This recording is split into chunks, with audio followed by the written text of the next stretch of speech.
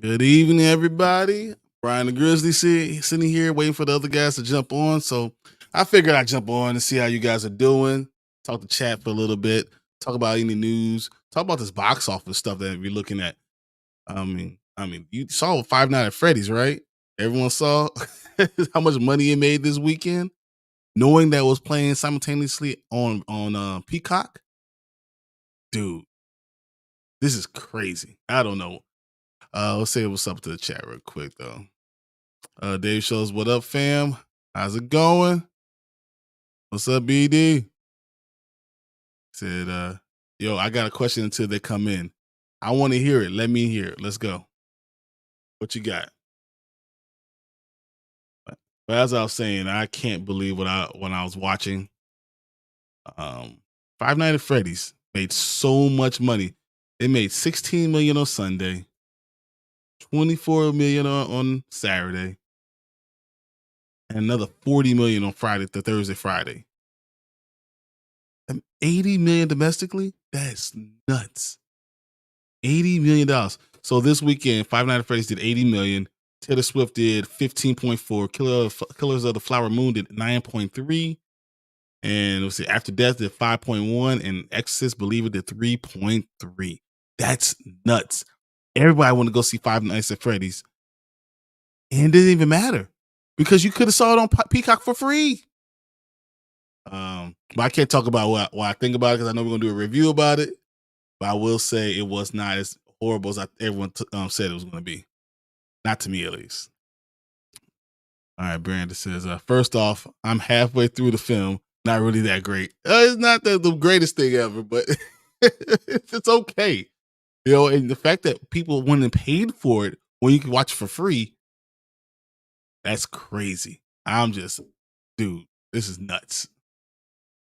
Dave Show said, for what I saw, I thought it was decent. I mean, it was, how do I say it? They spent $25 million on it, right? They made $80 million because it has a following, a cult following, and they dropped it at the right time. Everyone should take note. When you have a movie that has a certain subject around it, don't drop it around Christmas. Don't drop it, in September. Drop it in October. Make your money. They did it. They made sense. It made sense, and now they're laughing all the way to the bank. So I'm all for it. All right. So Brandon said, I just watched the new South Park. They drug Kathleen Kennedy from Disney. Oh man, they drug Kathleen Kennedy from Disney. Can y'all give me any backstory on her? So Kathleen Kennedy is the one who basically was running was it a Lucasfilm? So a lot of stuff that we got from Solo, even some of the Mandalorian, she stepped in, and when they had creative differences, she's the one that kept Grogu in the Mandalorian when he was supposed to train with Luke Skywalker. She ruined Indiana Jones. She did a lot of different things. So basically, everyone hates Kathleen Kennedy. I don't know if it's fair or whatever it is. I have my own personal feelings about her. But that's kind of the biggest thing is that everyone doesn't like her. And I've been waiting for her to get fired recently for a while. And it just doesn't seem like anyone else wants the job. And because of that, I think that's why she's staying around so long. But I think that's the biggest thing. Kathleen Kennedy is, I don't know. I don't want to I don't like calling for other people's jobs, but when you have better choices, you have better creative people, and what Dave Filoni's already shown you what he can do, feel like he should already have the reins. You need someone else to kind of guide him. That's fine, but Kathleen Kennedy should not be running it anymore. And we've been waiting since the summertime for her to be dropped, and it just hasn't happened. I don't know what's going on in Disney. I don't know if she's making enough money, and that's why they don't want to get rid of her. But that's kind of what I see going on. You guys tell me what you think. All right. What's up, Terrence? String Together is long overdue. I agree 100%. We need to watch something and we should do something together. We should just jump on and we do a live one, we can do record it. Just let me know. Just send me on Twitter. Hit me up. Let's figure something out. All right, review with Drew. Hey everybody, what's up? What's up, Drew, man? Drew's been putting out some great content. I'm all for it. Um, Tank sends me stuff all the time, so we just sitting there watching and laughing. And I love all these small creators. Everyone does such a good job, but I'm loving what Drew's doing recently. I see everyone's messaging me, telling me they're about to jump on, so we'll see if it actually happens. What's up, Brian? Watching the ending now. Cool. So I'm not going to talk about it too much then, but it's interesting. You know what else was interesting?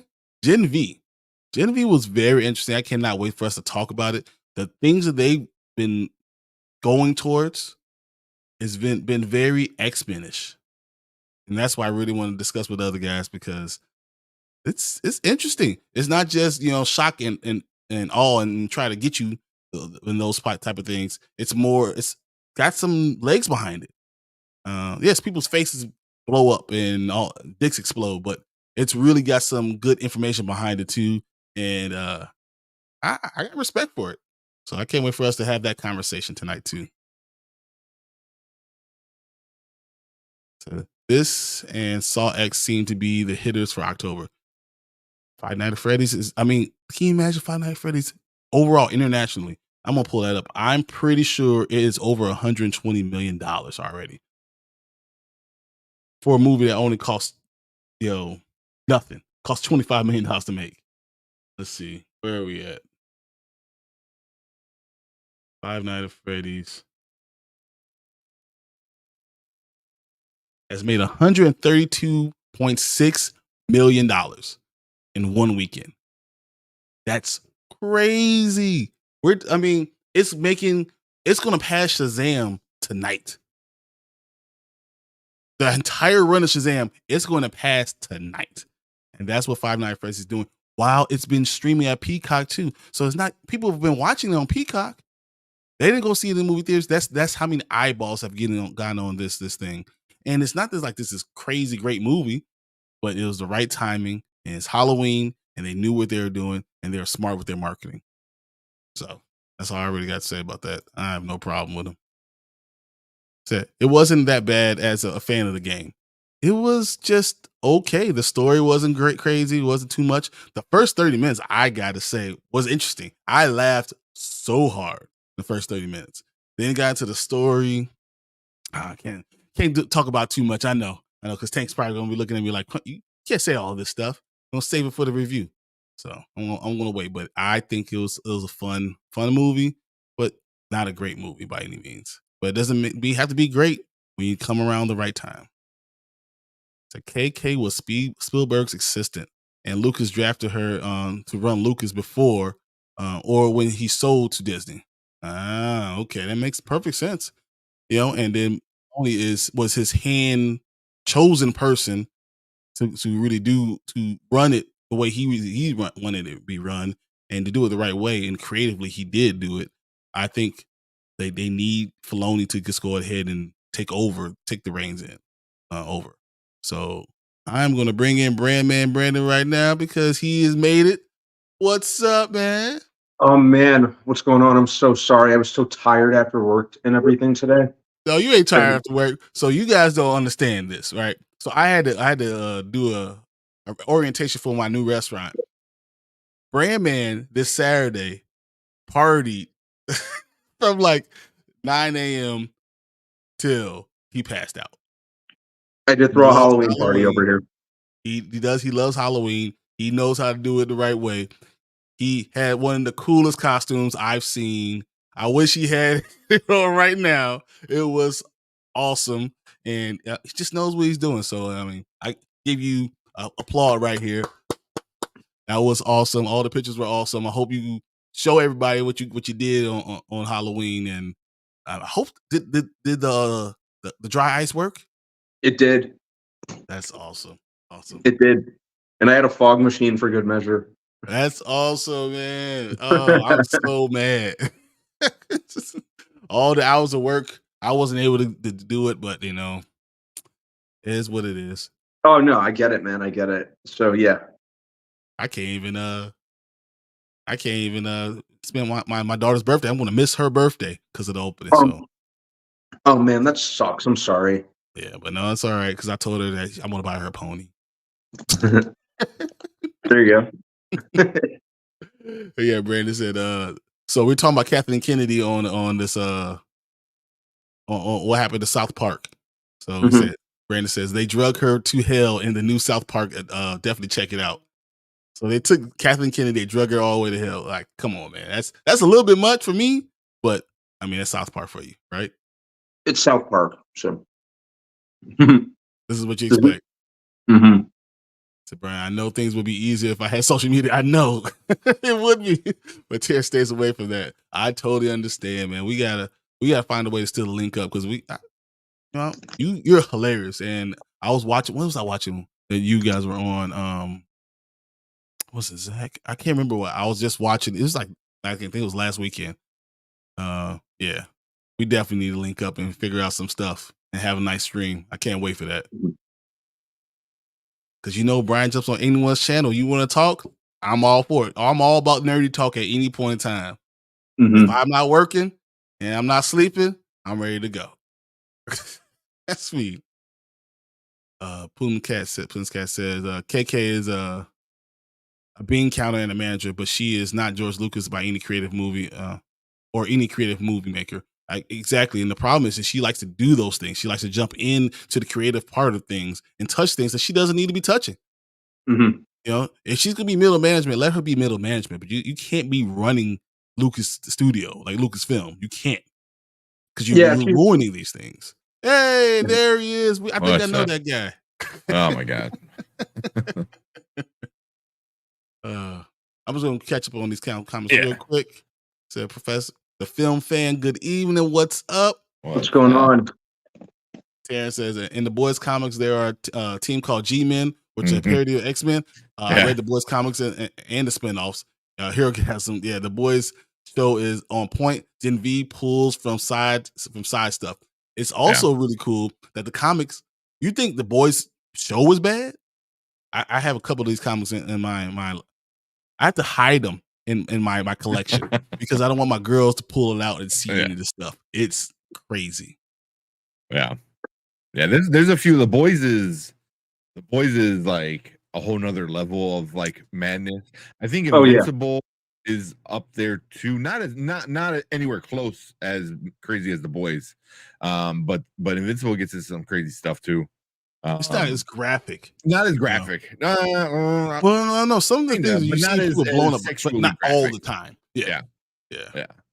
But yeah, it gets into some heavy stuff too. But the boys, oh Mhm. my god, yeah. The G-Men are awesome because they're just all goofballs. They're all like stupid versions of X-Men. It's awesome. Well, I'll get to that when we get to the thing. But I'll tell you what started that whole thing. Yeah. Anti-Press says, you know what movie I'm looking forward to? It's crazy, but Napoleon. Me and Tank were just talking about that this weekend. Napoleon is going to be really good. I can't wait. And I know Brandon's already been saying, yeah, that looks good. Napoleon's going to be. I mean, they have to be doing good, and I wonder how well it does at the box office, but it has to do something. I mean, it looks great. Yeah. When Ridley Scott brings it, he really brings it. I think this will I know we've kind of said in the past, like some of this stuff kind of ranges from like really good to then just kind of okay. But when he's really good, like he's really good. Yeah. Oh yeah. When he So knows what he's doing, I agree. That's it. yeah. Yeah, I'm really rooting for Ridley Scott to kind of hit this one out of the park. Ridley Scott and Joaquin Phoenix, always a pretty good combination. Mm-hmm. Yeah, I mean, you found a good actor to go with that. So I mean, the story is perfect. It's one of the greatest stories ever. Napoleon and Alexander are some of the stories that we haven't told that are just epic. They're told well. Yeah. There's the Alexander the Great movie with was it Colin Farrell? I think. Colin Farrell. That was the best. Angelina Jolie was in it. That was the best. It didn't make sense. That's what the problem was. Which is a shame because it could have been awesome. Yeah. Because if you really know the real story and you know where he's coming from, then it should be epic. But you do what you do. Yeah, but Apple, because like we have that video of us talking about like special treatment and stuff like that, and I think people like were taking that video as in like we think the movie sucks and Scorsese sucks, so like therefore he doesn't make any money. I'm like, it's we were kind of talking about the opposite. It was like, it doesn't matter if a movie's good or bad. It's all about the box office. But and then going through some of the comments, I think everyone's pretty cordial in the comment section for once. I'm pretty happy about that. Because we're actually having conversations. It's not like you're stupid, besides one guy. And somebody's like, well, maybe they care more about awards. And you know what? I'm like, that's exactly it. Apple has so much more money than any other studio. It's $1 trillion company.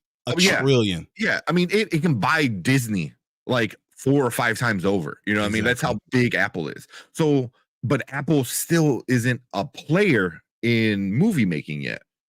So they have money, but they don't have the reputation yet. So what are they doing? We got Scorsese, Leo, and DiCaprio, or Leo and De Niro. We got that movie. So that's gonna win a bunch of awards. So there goes one for Apple. Napoleon, Ridley and Joaquin Phoenix. There goes another one. There's gonna be a bunch of awards.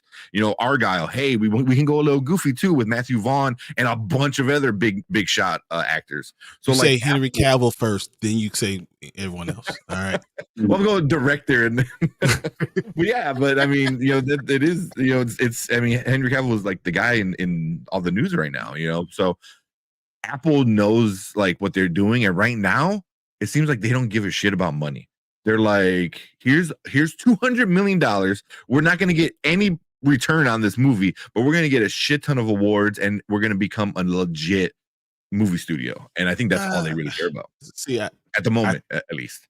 I think it's still going to make maybe $140 million. So it makes $140 million. I mean, that works, really. I mean, still a loss. It's a loss, but it's not a huge, terrible. It's not a huge loss. Because I think if they were figuring like if we can make half back, that'd be okay. Win. But for them, you also get money off of just the actors loving you now and wanting to be part of your Apple brand. Yeah. Big directors want to be part of it.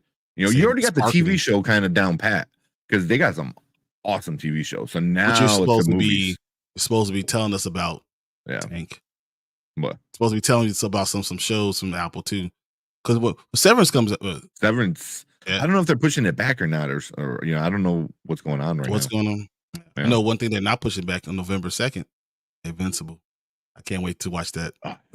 That's Prime. Let's go. I'm really excited. Hey, been rewatching the first season to get ready.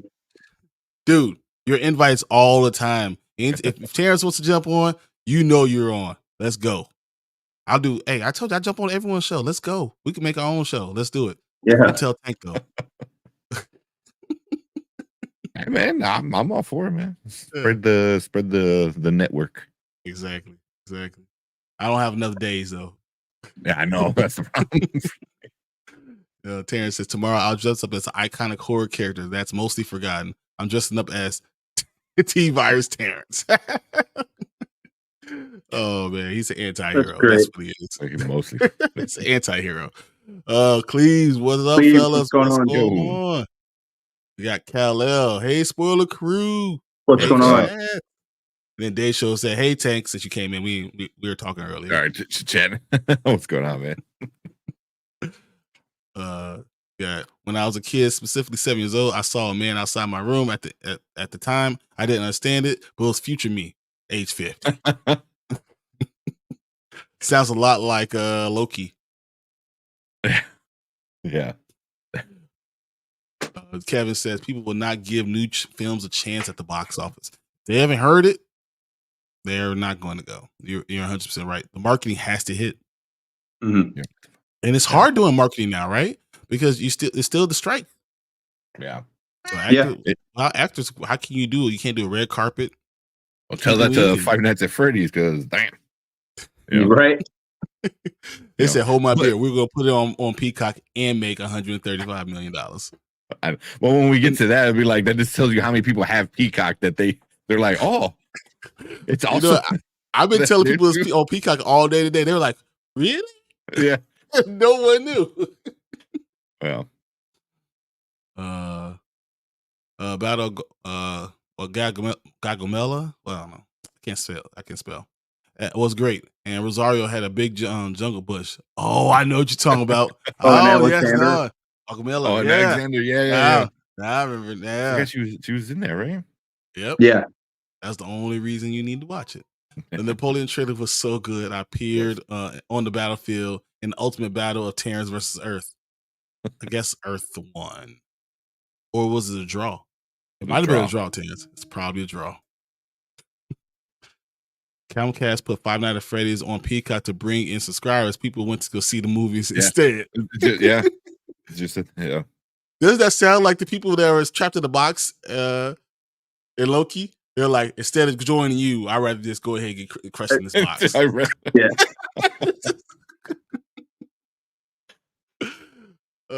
Exactly. That's exactly what it is. Napoleon looks sick. I agree, Dave Show. And the Putin's Cat says, I hope Napoleon isn't anything like Amadeus. Oh, I forgot all about Amadeus. Yeah. There's a reason why you forgot about Amadeus. It's forgettable. Yeah. F. Murray Abraham in that movie, though. Yeah, that's true. Apple doesn't care about money because they have more money than the U.S. government. They practically burn money because they have so much. You're not wrong. I can imagine having that much money. Well, you couldn't spend enough money in a day. I mean, your lifetime to spend all the money you have to even make a dent in the money you got. But I'll sure try. Usually, if I want an actor or director for a film, I just grab humans by their necks.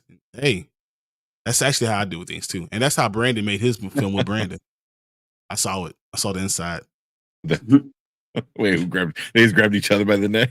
Let's go. Did y'all see Columbia College teachers went on strike? Yeah. So my wife is actually an alumni from Columbia College. I know because I still pay that bill. I didn't know. I think Erica went to Columbia for a little while. Like she finished I think she finished her bachelor's in Columbia because she did not like U of I. Yeah, U of I is great for partying. That's what it is. Yeah, I definitely know. You know, I live literally at like around the corner from Columbia College. Yeah, that's right. You do. Yeah, I didn't really want to strike. My wife actually, she graduated. She was a dancer. She danced for 3 years. Hey, she brought me a cookie. Nice. And milk. Santa? Exactly. She said, like, I'm Santa, yeah. But no, she went to Columbia. She graduated from there. She got her little business degree from there. So she's pretty awesome. But it says she danced for 3 years too. So I'm talking her up because she just walked down and gave me a cookie. So. Yeah. Putin's Cat says, I only need 5 million to be happy. Man, goes too fast. Give me about 20 and I'm good. 20 and you never see me again. I say you give me $1 million and I could figure out a way to properly invest it. Yeah, I'm pretty sure I'd be good with just that. You know what I mean? I'll turn the 1 million into a couple other million. No, just give me 10. I don't have to put any money into it. I don't want to change anything. I don't want to put just give it to me. Be happy. All right. Tomorrow I will dress like Terrence, who dressed like a human. I told it. That's funny. Oh man, that is so great. That's good. That's so hilarious. Hope trades want the Marvels to fail at box office no matter. Of course they do. Oh, of course. Yeah. I mean, come on, a movie with all women, and then actually have minority women too. Oh yeah, they definitely want, and the villain being a minority. Yeah, of course they want that to fail. Yeah, and I mean that plus just a big name like Marvel failing, people love jumping on the dog pile, you know. So you know, and it kind of like goes like, look, like Killers of the Flower Moon, really no one's talking about it that much, you know, because it's a good movie. And it's not really bringing in money. So it's like, what's the point of talking about it? Let's talk about this other big movie that it's going to, you know, people want to fail because imagine all the headlines. Brie Larson ruins MCU. You know what I mean? Like, you know, diversity ruins MCU. Like, that's the shit we're going to hear in a couple weeks. Yeah, I can see it now. It's too bad. Yeah. Newsflash, MCU's already ruined. So Okay. I'm not ruined. Hashtag It's on a T'Challa. dip. Yeah. I guess I'll dress as a human, dress as Terrence, dress as a doctor. Dress as Tony. I There you go, bring it full circle. I said I don't want to be a target for kidnapping. I know, but $10 million. Trust me, a lot of people have a lot of $10 million. Yeah, $20 $10 million. million not. Unfortunately. Yeah, $10 million not even that crazy anymore, which is nuts. I mean, as many billionaires we have in the world. Come on. It's a kitty. He'll pop up here every so often. Keeps wanting to go inside of my freaking sweater. Terrence says, I only need nothing because I'm cool with my peace of mind and my mental and physical training. I don't need anything, but I would sure like it because I'm tired of being all my training, physical and stuff. I'm tired of it. So I'm looking forward to the Marvels. Do I need to do any homework before seeing it? Question. Go ahead and answer, guys. What you got, Brian or Brandon? Homework. As far as any like comic storylines, none are like coming to mind. I'd say you just be good with really if you haven't seen WandaVision already, that and Miss Marvel, and you should be good. If you saw the I'm sure you've seen enough with Captain, like the character of Captain Marvel herself to be familiar with her. But WandaVision and Miss Marvel, you should be good. Miss Marvel in particular. WandaVision. And I think WandaVision is one of the better shows, probably right up there, top 3 for the MCU when it comes show wise. Oh, absolutely. But that even sets up, that show kind of more sets up Doctor Strange too. Multiverse Madness, yeah. With more with Wanda is part of it, obviously. Where if you watch that movie, this movie's gonna tie in with Photon, which is Monica's character, which is cool. Yeah. But Miss Marvel was one of my. I like that one too a lot. A lot of people didn't like it. It was fun. Yeah. It was very CW-ish. It's very middle of the pack for me. People like to say it was terrible, which is not terrible at all. It was really good. Yeah. But it was just, it was not as good as my Loki. Yeah, not as bad as Secret Invasion. Like it's right here somewhere. Yeah, the Kirk Cousins of slightly MCU. Average for me. It's the Kirk Cousins of MCU guys. That's what it is. Yeah, I think a lot of the main thing that made Miss Marvel work was the performance of Iman Vellani. Yeah, as Kamala Khan, and it was nice to kind of see a fangirl character. We're so familiar with all these characters in the MCU. It was nice to really kind of go into like the fandom side of it and a character who was kind of on the outside looking in. I really enjoyed that aspect of Miss Marvel. Iman Vellani really sold it. Like she is Kamala Khan. It almost kind of felt like she was Kamala Khan before she was even Kamala Khan. Yeah. I mean, now she's writing the comic book. I was about to go get my comic book out of here. I was like, oh yeah, I could just pull these out. The 3 that she's done so far. Yeah, she's literally writing the comic book now, but she's definitely a big nerd. Like she appreciates and understands the work. So I always appreciate that as somebody who is portraying this on the screen. I hate when they always say like we don't need somebody who knows the comic books. Then what are we doing, man? Where she understands and knows and I think she comes with some form of like respect to the source material. Granted, they are going to change things. Some things are different. That's just bound to happen. But overall, and I'm not always expecting the actor you cast to be like a fan of the comics from the jump, but it definitely doesn't hurt. Or even if they aren't familiar, if they end up taking on the job, if they at least just take the time to do their research and get a handle on the character. Yeah. I think that's a must at times. Yeah. I think you guys are forgetting something. The main villain it's going to be something from Guardians of the Galaxy. You need to watch Guardians of the Galaxy to understand that too.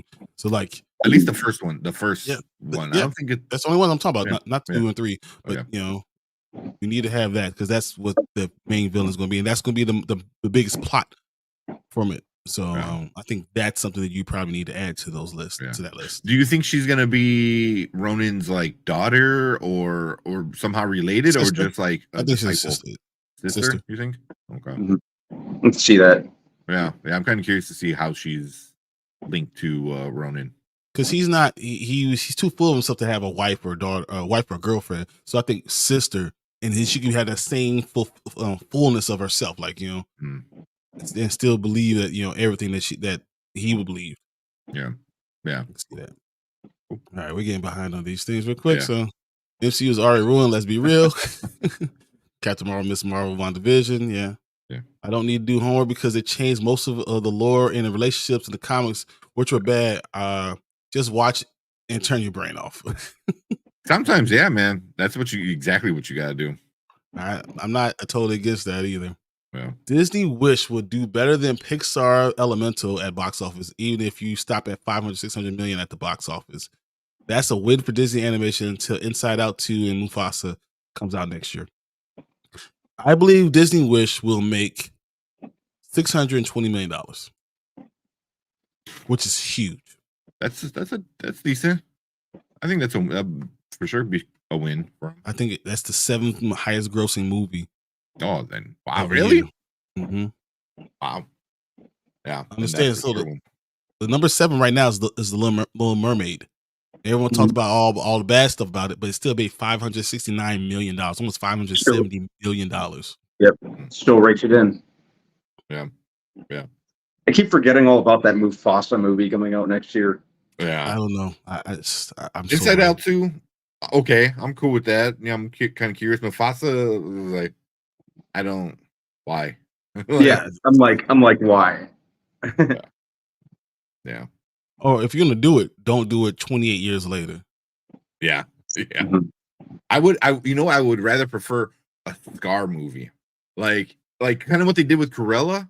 You know, where like, oh, you know, this is how she became. Redemption. You know, maybe not a redemption, but like same thing, like Joker. Like you understand why he became this cynical, evil brother. You know, like what led him down that road. You know, easy. He was Loki. Done. I mean, yeah. I don't know. I just said that. Yeah, I know. But I don't know. Yeah, that's what I would much rather prefer. I was like, I don't need to know Mufasa's story. Like that's gonna be super easy. Like, you know, give me Scar's story. That seems more interesting. Unless Mufasa actually set up the circle, he actually brought animals together before they're all segregated, and he integrated the entire circle together. He's the reason why that, you know, they're doing the things that they do. Why there's a circle of life. That would be interesting. I still say it's still 28 years too late. Like you can't. Come on, man. Yeah. Right. Even now, James Earl Jones is like 150 years old. Yeah, he retired. Did he say he's retired from acting and stuff? I think Disney owns his voice or something like that. Oh, that'd be interesting. You could tell from his voice acting in the Lion King remake that he just did not want to be there. He just sounded so bored. Yeah, didn't I do this already? He was like line. Pull it from the animated film. You could hear the "Where's my paycheck" in his voice. Hey, where's my paycheck? Can I say? All right, I'll say this. I have IMAX ticket for the Marvels, but I'm not excited for the straight to DVD looking movie. I've seen all the movies in theaters, so I'm not going to stop now. Yeah. I thought that the trailer didn't look good, but I feel like it still could be a very good movie.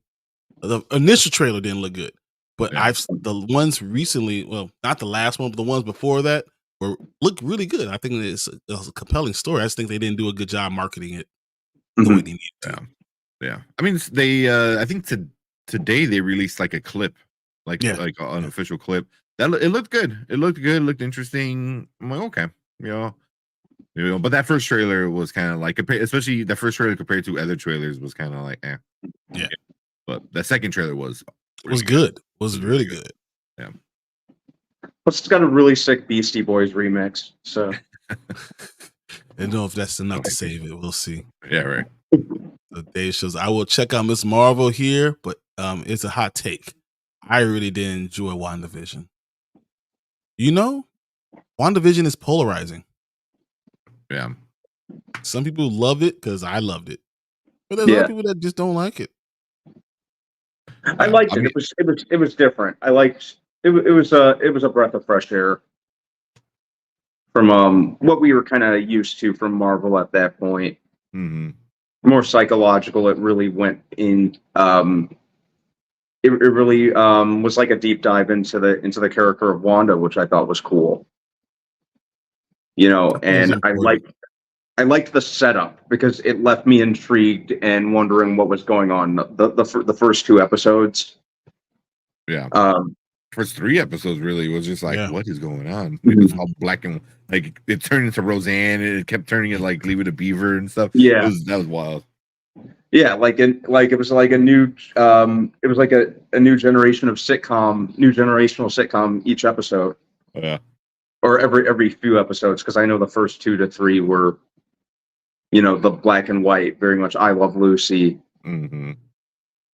Yeah, which was cool. I enjoyed it, so I mean, Mm-hmm. I do acknowledge it has some problems, and I think the biggest problem it had was COVID. Trying to do a movie, a TV show like that with COVID and not be able to bring people in, not getting the ending you really wanted. Yeah, I think that's the real issue. Not that what the show itself was really good, and really smart, but they had to make sacrifices in order to get the movie out for mostly done. It was mostly done filming when COVID started, right? So it was. I mean, I think half of it was, and then all of a sudden they had to keep everyone separated, and then they couldn't bring Benedict Cumberbatch couldn't bring all these other characters they wanted to do at the end. They couldn't bring them in because of COVID. So everyone was complaining about the ending, but it wasn't really their fault. That's all they can do. Yeah. It reminds me much of Supernatural. Supernatural, the series finale couldn't do what they really wanted to do. But having them get to heaven and seeing all the people that they've always seen, they couldn't do it because you only could have 2 people in the building, and no one was going to quarantine for 2 weeks and to spend all that damn money for a 5-minute little sessions. And that's kind of what we're running into with WandaVision. Mm-hmm. Yeah. Yeah, victim of circumstance, unfortunately, a lot of stuff fell victim to COVID, and I think something kind of similar happened with Falcon and the Winter Soldier, if I remember correctly. Yeah, I agree. They totally said Rona was the baby back beach. The Rona. Yeah, I fucked up everything, man. Yeah. I don't even like using the word Corona anymore. Because her character was never been good in the comics. They took away from the only thing that made her slightly interesting in her being inhuman. That's interesting. I hit all those Marvels up. My favorite is Blue Marvel, but he's not going to be in the movie. I wish the MCU would stick movies and leave the shows alone. I'm tired of these Marvel shows that ultimately waste potential and disappoint the few humans who watch them. Unfortunately, that might be the way things are. People are really getting tired of Marvel with these TV shows, even though I love them. But they're getting too much. I think even Marvel realized that they were doing too much with a lot of the shows, and hence why some of this is getting overhauled. You're hearing they're pulling the plug on some of the shows. Mm-hmm. It might be for the best actually, because they were starting to crank out a little too much, or planning on cranking out a little too much. Some of these shows, I'm kind of questioning if we even need some of them right now. Because like Wonder Man, we don't need Wonder Man. We don't need Wonder Man. Really don't need Echo. I know we really don't need Wonder Man. I don't want anything to do with that damn Wonder Man thing. Oh my god. Yeah, because didn't they completely pull the plug on that? They from what I should, understand. because they were already race swapping it, and it was just too much. I don't even want to get started with that. So yeah, Mm. I want to jump in real quick. Go a little further into these comments. Yeah. You mean Scar, who ruined the live action The Lion King, where the characters didn't Oh. emo? So no, okay. Scar only ruined the song, the greatest song in probably in the entire movie. In Disney, one of the best Disney songs. Yeah, What that's that spoken word version of spoken Be word. Prepared? You know, Yeah. that was bad. But I gotta say, Beyonce ruined The Lion King, and I said it. Oh God, she was Ryan the so Grizzly, horrible. Beyonce did it. She's the one reason why it was ruined. I said it. She was so bad in that. She just has no business acting. Hey, let me die alone on this bridge. Don't join yourself. It's bad enough that I said it, but one of us got to say it. No, I will jump off that bridge with you. And yeah, and I don't even remember Chiwetel Ejiofor. If I'm sure I butchered the pronunciation of his name. I don't even remember him. I don't even remember him being great as Scar. I just remember him like yelling most of his lines. Yeah, he sucked. Yeah, I mean, you don't go from Jeremy Irons to you can't go from one of the greatest of all time of voice actors and then to that. Yeah. Wow. Men that hate movies with sexy women are obviously in the closet, or in one case, a former prison inmate. Okay. Oh man, when Secret Invasion Captain Marvel looks better than the real Captain Marvel, we have a serious problem. Secret Invasion Captain Marvel. Huh? Was that the Amelia Clark? at the end? Yeah. When she's getting the powers and shit. Yeah. Well, I mean, she does look cute, so whatever. Oh, Yeah. like actually better. Yeah. I'm a little biased. But I know you are. Yeah, exactly. I know you are. Don't I'll take Amelia Clark. Yeah. Emilia Clarke is fine though too, man. Yeah, she really I also take Emilia Clarke over. But she just seems more fun. Like she seems cool. Like somebody like I don't know. Like she just seems like a more chill kind of person. I want to be also mature and say all the right things too, but no, she's just fine. I'm okay with fine this. I respected what they did. I don't know if I could keep me entertained. I did watch it all the way through, unlike the Continental. Hey, yeah. It's just crazy that you got right to the end, dude. You got right to the end. He said, "I quit. I can't do this no more." I don't blame you, bro. That's me in The Village. When M. Night Shyamalan, I was like, I can't do this anymore. Throw my chair out. I'm out. I quit. Yeah, Dave Show, man. We're in that island together, man. Because everyone loves the Continental. It's crazy how we hear all these people like, "Oh, this was great." I'm like, what did the hell? Nah, man. No, you good. Yeah. The second was Bewitched. The third was Brady Bunch. At one point, she was divorced and talking to the audience and opening up like Ally McBeal or similar. Yeah, like kind of like Modern Family. I thought like Modern Family. That's exactly what I was thinking. Terrence says, "Well, we know Kevin Feige doesn't like the Inhumans. Look at what he did with Black Bolt and Multiversal Disappointment. They just can't get no proper shot." Oh, that poor guy, man. He got on TV and then head blown up. Yeah, oh, guys, we are graced with the presence of Chill. Ooh, what's up? What's going on? I didn't even have to say recast the child. Oh, I did say it, didn't I? Yeah, I did say it. Yeah, you did. Earlier, you did say it. You did say it. You even threw the hashtag in too. That's true. You gotta say hashtag recast. Oh man, that's hilarious. Celebrities can fake quarantines. Yeah. I respected it. It just couldn't get into it. I did finish the whole thing, unlike the John Wick spinoff. Yeah, exactly. Yeah, I understand. Do you think all those NBA players got their COVID shots too? They just paid for a doctor's note. That's hilarious. They all called Aaron Rodgers. Hey, which doctor you use? What doctor you use? Dr. Faking Good? Yeah, I'll write that down. You damn humans coming this fall to T-Virus Network. As soon as you do it, let's go. That'd be fun. Chill, what up? We all saying it, man. Said Disney Plus materials ever meant to boost sub numbers. Yeah, was only ever to boost sub numbers. not only put out anything compelling, unfortunately, they haven't done it. Yeah. They haven't done a really good job.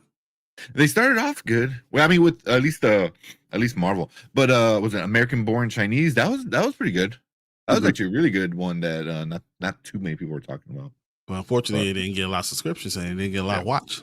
Yeah. Yep. Kevin says Warner Brothers Discovery upcoming films Doom Part 2 will make less than the first film at box office. Joker Deluxe, if it comes out, it's not going to reach $1 billion at all. Best 650 to 750 million.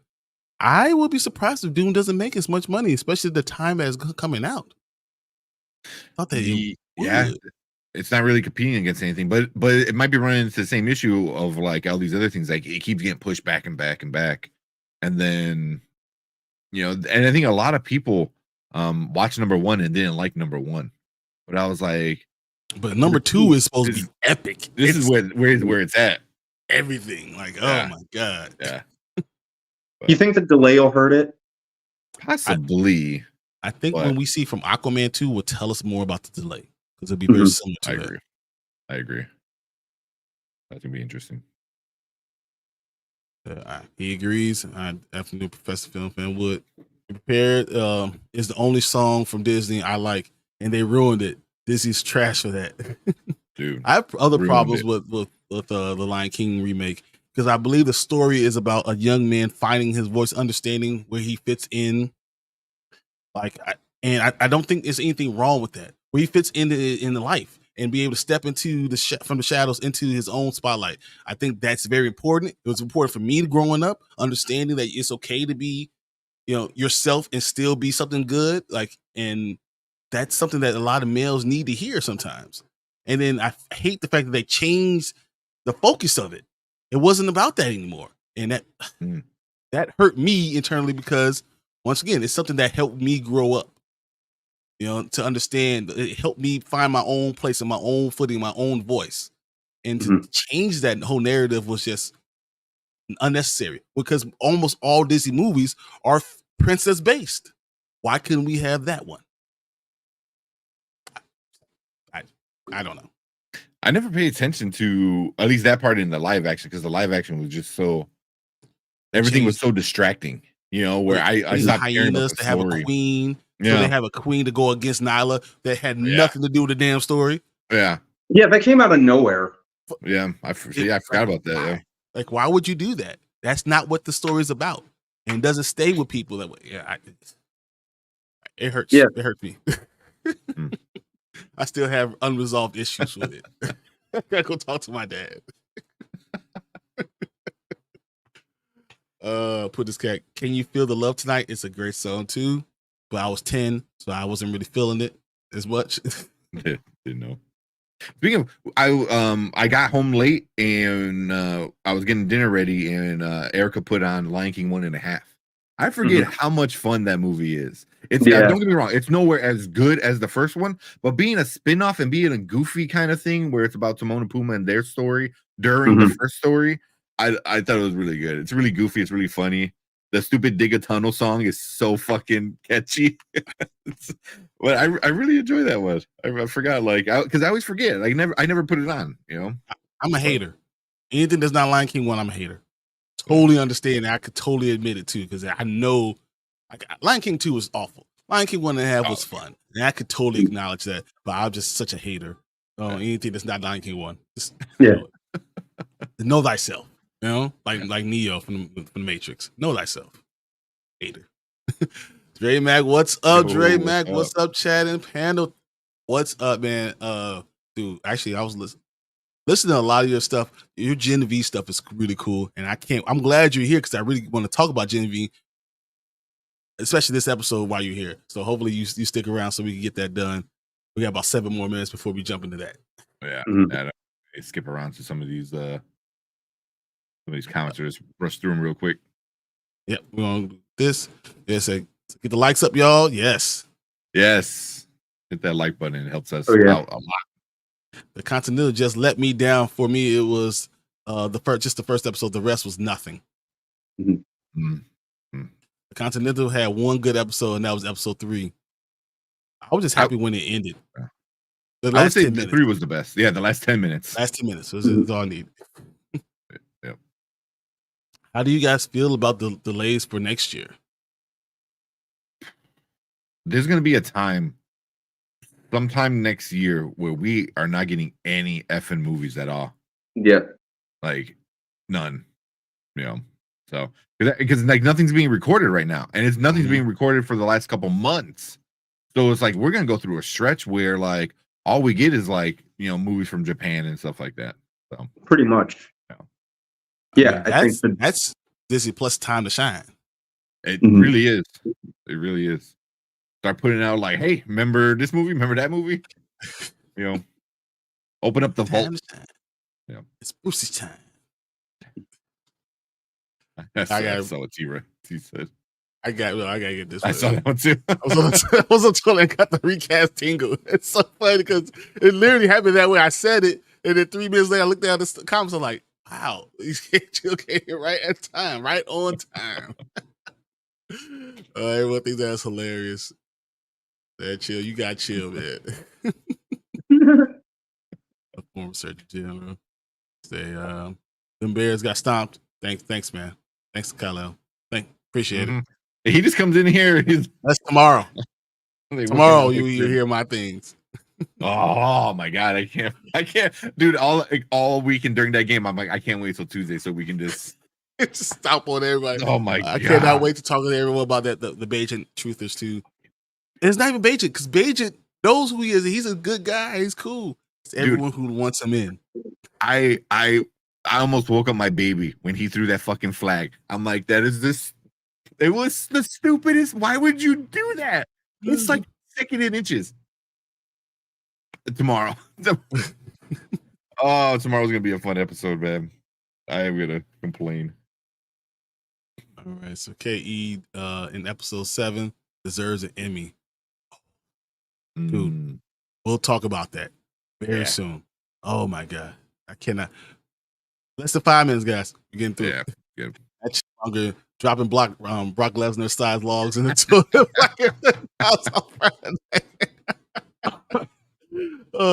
He's like, wait a minute. He looks up at the sky and sees the recast. The light comes up. Oh man, got to change it to his costume. The Mandalorian is the best thing on Disney Plus in terms of subs, money, and marketing. It sets set a standard that hasn't been replicated on the platform. That's true. That's true. This cat said Dune 1 is a very interesting movie, but only because I saw 1984 Dune and know some of the stuff that I already skipped. Agreed. Yeah. Read the books, man. The books are freaking amazing.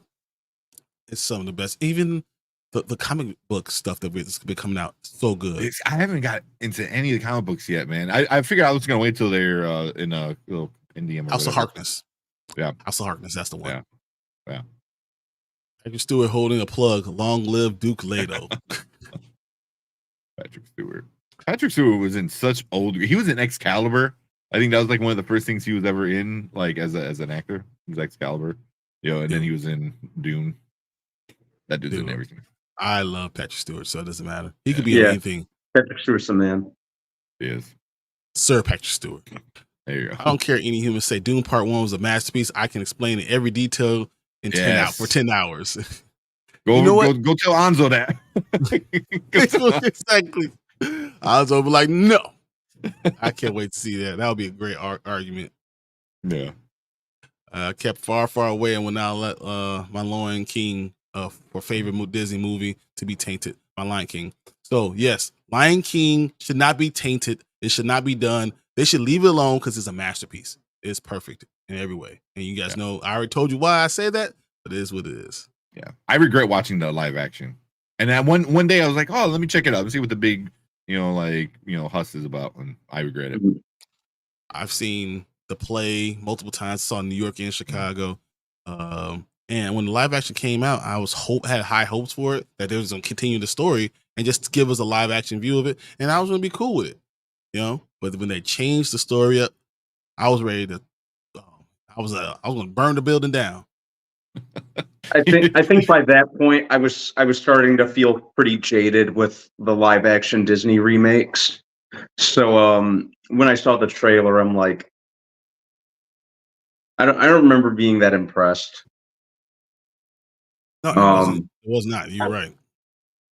And let's face it, The Lion King really didn't need to be touched. You can't top perfection. They knew they weren't going to top perfection.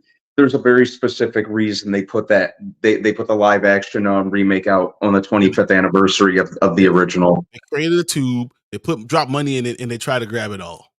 Mm-hmm. That's what happened. This is Brian watching the Lion King live action. This makes me want to burn this motherfucker down. Oh, let's burn this motherfucker down! Burn this motherfucker down! Let's burn it! Hey, that's 100% me, guys. That's 100% me. And I don't blame you, man. I'm not even done. mad. I'm ripping everything up. Kyle says, I don't think Aquaman will tell us anything. Last made a bill made a bill this night.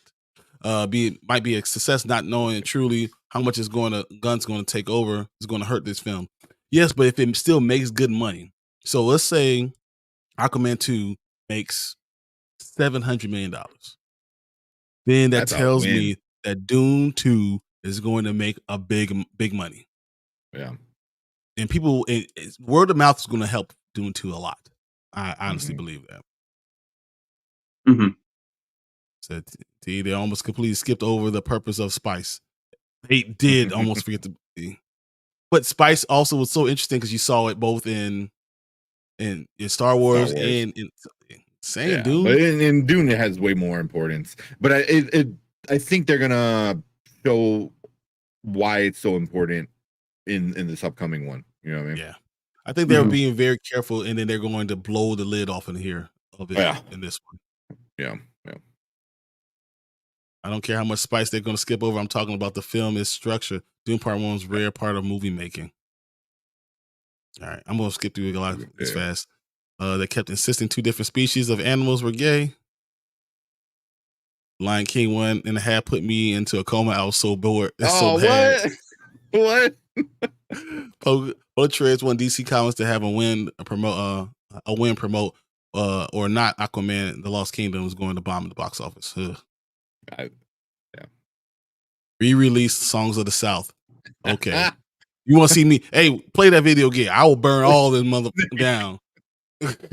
Ain't nobody at Disney gonna do that.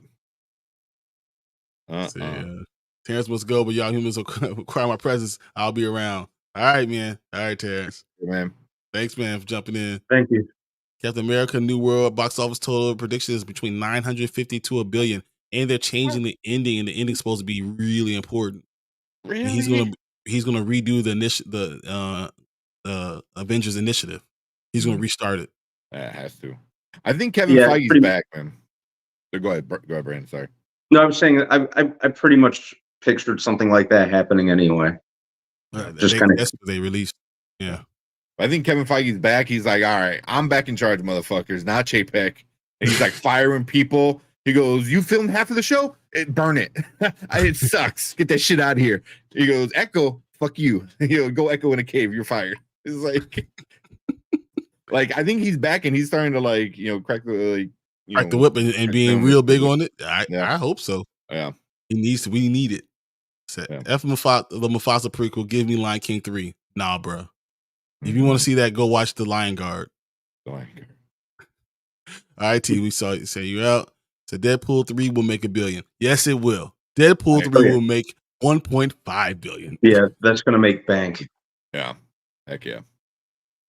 Go through. Talking American-born Chinese, Kay gave me a speech that brings that house down. Gives a speech that brings the house down. Yeah. Yeah. I remember.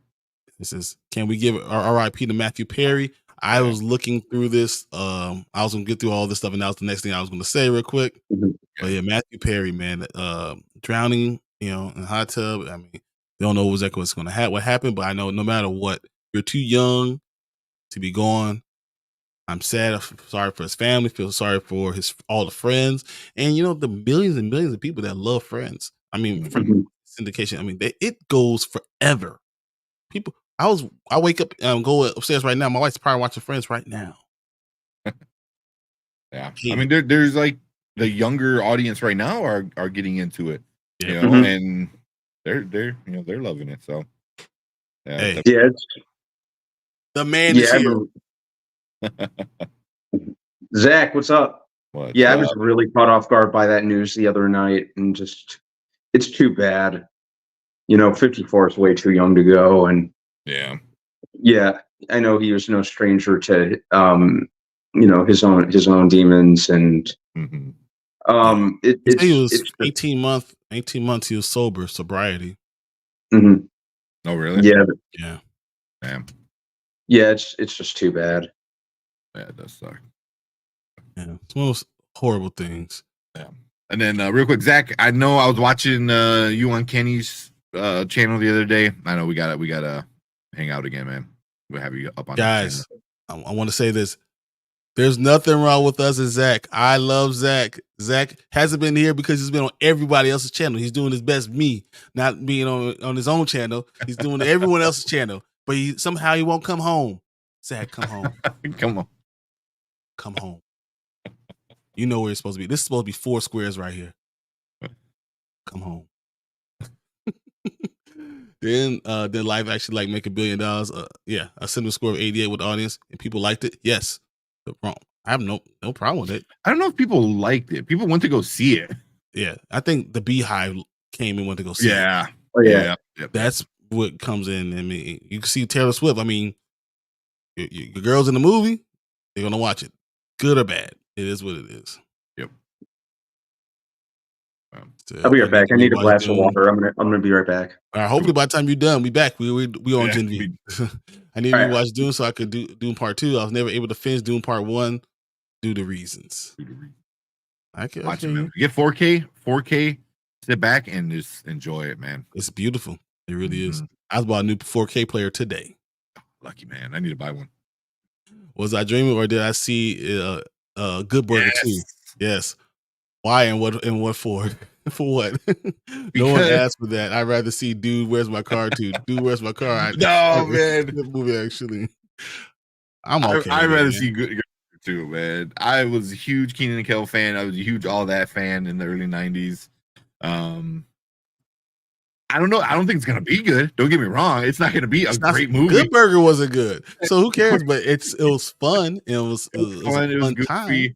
You know, like 7th, 8th grader. Me was like super happy when I watched that trailer today. But it does look. Man, Kel got older, man. Dude, we're gonna have to watch that. Oh yeah. If we get that today, that's gonna happen tonight, guys. Yeah, we're watching that Good Burger. Yeah. Liv Tyler back in the New World Order. Ooh, I did not know that. I did see that. Or are you asking a question? I think that I've heard that reports, but I haven't seen any conclusively about Liv Tyler being in there. I stopped looking up rumors and leaks and shit. It just got tiresome, man. And then when they don't happen, then you feel like let down a little bit or something. I just stopped. I've barely read anything about it for that very reason. Yeah, I see. It says Liv Tyler joins Captain America 4 to play Betty Ross, which I'm good with. I like her as Betty Ross in the Incredible Hulk movie. Mm-hmm. Well, I like that movie as a whole. That was a good I think it's like one of the most underrated MCU movies. It was good, but we know why everything happened. Well, and Nord is a dick. So Feige said he'll never work with him again. Which is a shame because I really liked him as Bruce Banner. Yeah, I agree. He's a great actor. He's a really good actor. Deadpool 3. Do you guys believe that? Part of me wants to say yes because Kevin Feige is not stupid and he knows. And so this all started because Taylor Swift has been going to football games. They're saying Madden 2024 is going to be her on the cover.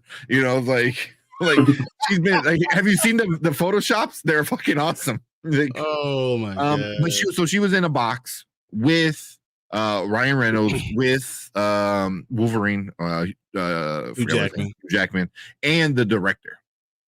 of Deadpool. So Sean Levy, yeah.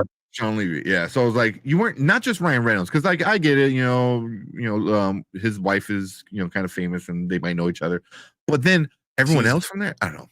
She's his Blake her Lively? best friend. Like, Are they? like yeah, they're like I don't really close. I don't know enough about either of them. So, but yeah, Taylor Blake Lively Swift is better looking than everybody, and is better looking than they are. So, yeah. Sure is. I mean, if you say so. Take some real good pictures. I'm telling you. You see, R.I.P. Matthew Perry, one of the goats. Agreed. Yeah. Said like my ass off. I gotta come home. I'm homesick. We waiting for you, man. We just waiting. Red light, green light. We still have so much fun. Don't you remember? We'll get you in, man. We'll get you for sure. No, you can join anytime. You tell me you want me to send you the stuff. I ain't even gonna tell Tank. I'm just gonna send it to you. You're just gonna jump in. That's just what it is.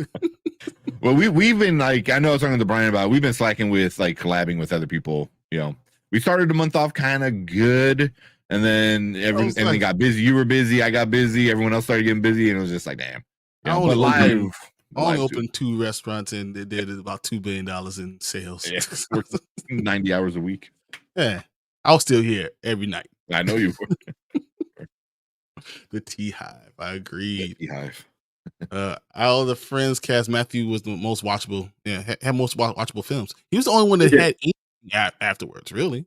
No, Jennifer Aniston. Oh, no, Jennifer Aniston. Jennifer Aniston. I would say she was the. Matthew Perry had some really good movies right after Friends. He had like 4 of them that were like really. I mean, I'm like, but they all did pretty bad though, didn't they? Because he had a Fool's Rush In with Salma Hayek. Mm-hmm. I appreciated that one. That was fun. He did the whole 9 yards, which I like. 9 yards was great. Then the whole 10 yards. Yeah. I don't really remember too much of the whole 10 yards. I didn't watch it. There's 17 again. Mm-hmm. The whole 9 yards was great, so I don't care about that one. What was the other one? There was another one I thought that was pretty good. Yeah, but he was probably one of my more liked. Like Chandler was one of my more liked characters, friends from Friends. Because he was so always like had that one liner, and he was kind of a dick. So he was always kind of funny. Like that one, it's still like I've been seeing it going around where Monica was like fat, and she goes, "Oh, the camera puts 10 pounds on." He goes, "How many cameras were on you?" Savage. Yeah, he was a dick, man. He was funny. All right, I want to jump around because we gotta get started on this stuff. Yeah. Make sure everyone likes this video. Yes. Brendan, I applied for a film gig and I put you down as a reference. Nice. Awesome. Sure. I got you. So, Taylor Swift, The Dazzler, 2 OP. Yeah. It's a good chance it can happen. I see it happen. It's probably going to happen. And if the MCU doesn't do a reboot, we'll see. Well, that'll be during the reboot. You can just see she's from a random universe. Mm-hmm. Yeah. If it's a cameo role as Dazzler, I wouldn't mind it. As long as she dies, I'm okay with that. Oh my God. That's it. All burn it down. All those Swifties would lose their damn mind. No. Yeah. There. Dre Max says, me being in KC, all we hear is about Taylor Swift. I'm so sorry, Dre. I'm sorry. Man, I'm so sorry. That is. I don't really pay enough attention to Taylor Swift to like mind her one way or the other. Even though her music, admittedly, is not my cup of tea, but I'm like, you know what? Do your thing. Well, right now, as football fans, we're kind of it's forced. It's forced down our throat. I'm a Travis Kelce owner, and every time she comes to the game, I get like 40, 45 points. I'm good. That's not bad. So, 17 again was my shit, and then he says 17. Jennifer Aniston was in We're the Millers, Horrible Bosses. That's really it. No, she was in a couple more like serious roles. She did. Yeah, she's done a few. She did. Was that movie Clive Owen, Derailed? I always forget she was in Leprechaun and Office Space. Leprechaun. Yeah, those are not high. No, Office Space is a classic though. That is a. I love Office Space. I hate that kind of stuff. Oh, I love Office Space. Type of comedy. When they Office Space beat up is the great. paper, you know, That's like, oh, that's the just not best. for me. So what's the word on Jennifer Aniston having plastic surgery? Her chin does look effed up, though. Yeah. I mean, you're getting older. People just, that's what happens. The Good Girl. She and the girl. That was a really good movie. Does Wanderlust. how much money did that Wanderlust. make? Probably not a lot, but Or any? But it's it's got good reviews. Oh yeah, John C. Reilly was in it. Big Gyllenhaal. That's right. But yeah, The Good Girl was a good one. That's an indie film though, so Yeah, I'm saying it's not. money anyway. It's going to be the same thing as anything that Matthew Perry did. So yeah. Oh yeah. the only thing I'm thinking is Bruce Almighty. I thought she was in Bruce Almighty. That's the one I'm thinking of. Not anything else. Mhm. Yeah, she was in Rockstar. Oh man, she was in a bunch of fucking good. I don't know if Rockstar was still up on the same levels of money making. Pretty solid movie though. I like Rockstar. Always found it to be a little underrated. I'm sorry as well. I'm a Swiftie, leave her alone. We can't say anything about Taylor Swift because we'll get canceled.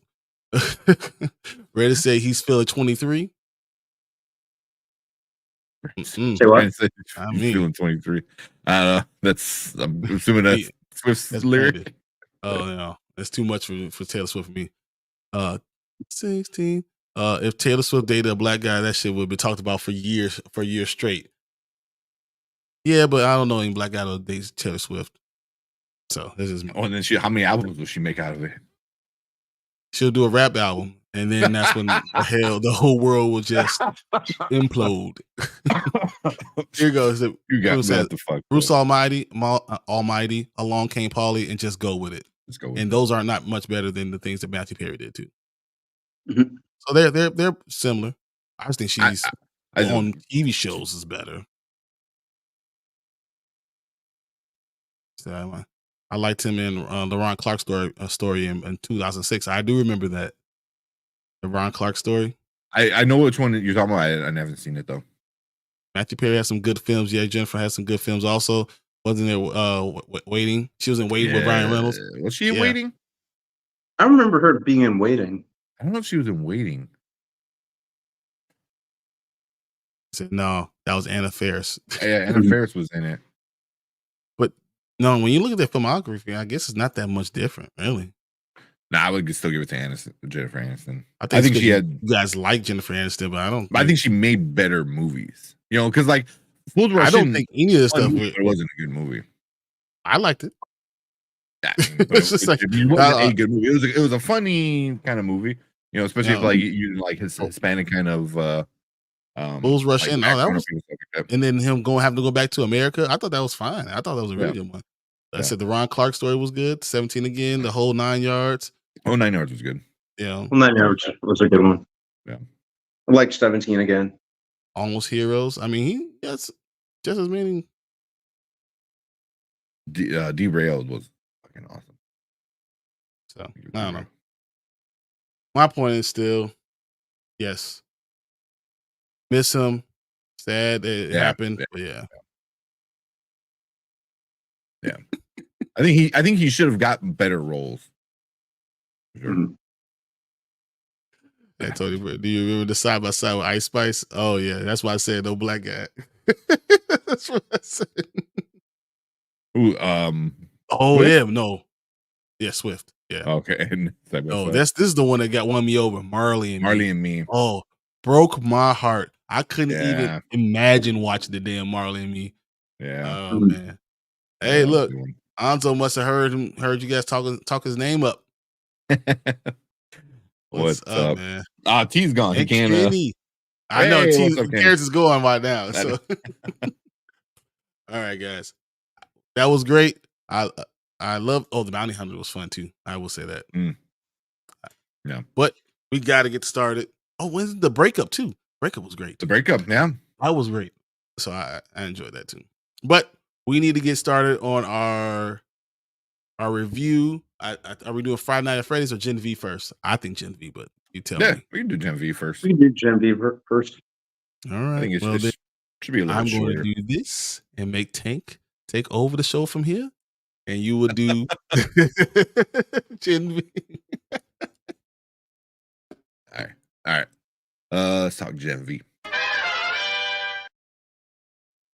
All right, what is up, everyone? Welcome to Spoiler Kings. My name is St. Curry, and we're Brandman Brandon, Brian the Grizzly, and we're going to talk about episode 7 of Gen V. Came out on Thursday. Came out Thursday. Yeah. I watch it on Fridays. But yeah, man, another episode, another shit's exploding everywhere, and oh my god, just man, dude. No, I honestly, good it is this was show interesting. It was. There was not a lot of people dying and heads exploding until like the end. It was just good content for like 35 minutes without anything like crazy. Everything was just really good, really thought out. That development was cool. Yeah, I think this is the episode where it's getting really, really, really like really tied into the boys and that story, what's going on, especially at how it ended. Because now we're at a point where we're past where the boys kind of ended, right? Yep. You know, so the boys kind of ended with what it did in the last season with Homelander doing the shit he did, and then we're like here now. So now we're further along in this world than where the boys left us off at, which is kind of interesting. So it's pushing this whole world, you know, forward, which is really interesting to do with a side story, you know. But I think it's not really a side story anymore. It's like, I guess side by side story. I don't know. Like it runs like right with it. So I don't know. What would you guys think about it? You go first, Bree. I liked where they're going with the opposing views of the characters, particularly the last 5-10 minutes of the show really were the standout for me. Marie, Kate, Jordan, Sam, Emma. I like that. I like that they're going that route. That not everyone's on the same page. It's kind of similar to things that we've seen on The Boys, all the while kind of selling itself as its own thing. So I really liked the direction that they went with that. I'm looking forward to seeing where how they kind of go deeper and explore that more next or this week, I guess. I also liked. I didn't expect them to go that route with the character of Shetty. You know. Yep. You know, that was, you know, I thought she was going to be like a mainstay, and for all I know, well, we'll see what happens next week. That may not be the end of her, but I don't know. Maybe. Yeah. Well, next week, or this upcoming episode 8 it's the end of the season. Season finale. So yeah. Just so like things will probably start getting wrapped up a little bit and opening the door for other stuff probably, because I don't think we said it yet, but this show's getting a season 2 already. So as of last week, right? Or the week before that? Week before maybe, but yeah. But okay. So yeah, that's what I really liked about it. Kind of more character, very much a character focused episode, which I really appreciate. That was my favorite thing about it. Yeah. What about you, Brian? As a penultimate episode, you know, so right before a season, I think Marvel needs to look at what they did. They didn't open up all these crazy storylines. They started to wrap things up a little bit, just to start. And you know, it's going to have an epic finale, but they started to make it all come to one place. And I thought that was smart. And they did it with every character, you know, not to Andre. Andre has daddy problems, right? And then his dad has seizure, which I think was caused by somebody else. But that, you know, brought Andre back to his dad, you know, and he actually didn't care about everyone else. Oh, we're going to Shetty's house. He was like, man, yeah, no, I'm good. I'm with my dad. I thought that was really cool. The idea, Marie, you know, understanding how powerful she really is, and that now we know that her powers is the same as what's her name, Newman. Yeah. So being the same power as Newman, so how powerful Marie could really be. I'm just gonna think and make your head explode. I can have your blood boil. I can smell the Gen V in you. That's crazy. Like that's Professor X type of stuff. I thought that was pretty cool. And now I also love this whole change with Kate. Kate's like, oh really? You don't trust me? Mhm. Hold my beer. I got this. And then she's gonna change the whole revolt, and everyone else that wasn't ready to go as far as she's ready to go. So she's already been there. So she's trying to show, hey, I'm all with this. I'm with this movement, and everyone else is gonna be like, hey, hold down, calm down. Mhm. And she's not gonna calm down anymore. All these storylines are doing really cool, and things are changing. Characters are changing, and lines are being drawn. And I think this is really cool for them, especially if you keep it as a college thing for the next 4 years. You're going to have lines drawn, and it's going to be very X-Men-ish. That's why I kept on saying this to me is very X-Men-ish, and you're going to have good mutants and bad mutants, like stuff like that. So good superheroes and bad superheroes, and you see it in college, but you see how they're similar they were, and they were once all on the same side, and then it's changing. And I think that's very cool. So that's what I thought about it. Yeah. Yeah, I mean the mutants thing is that's the first thing I thought about whereas you're gonna have people who are like, no, we can live in peace, the X-Men, and then you're gonna have like the Brotherhood where it's like, no, like we are better than them, so we deserve, to be the only species on this planet. And I really appreciate that. It's like they're starting to kind of veer away from the comic book a little bit, boys, and kind of turn more into like an X-Men-y thing. But they could easily turn back into like the madness that is like the boys and stuff like that. But yeah, like Newman, because I know we saw Newman in the end of the boys. Yeah. Doing the same thing she did in this episode. I don't want to spoil it quite yet, but she was doing the same thing.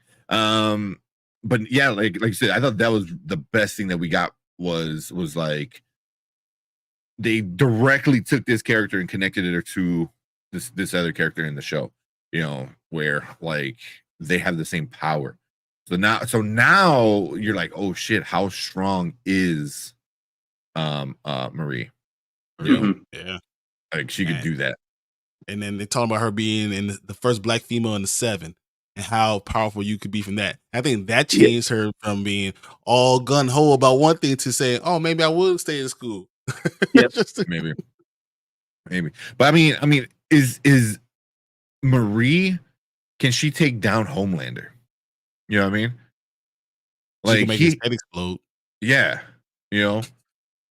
So that's why it's like I wonder like how strong is she? Because he has blood in his body, because obviously he's a living being. So yeah. So it's like can she do that? Is that something that could happen? You know what I mean? Because we need to find this checkmate, this like not checkmate, but this like thing where we're like, this is how we slow down Homelander. Because right now he's so overpowered, and the one thing that we thought was gonna do it was what's his name?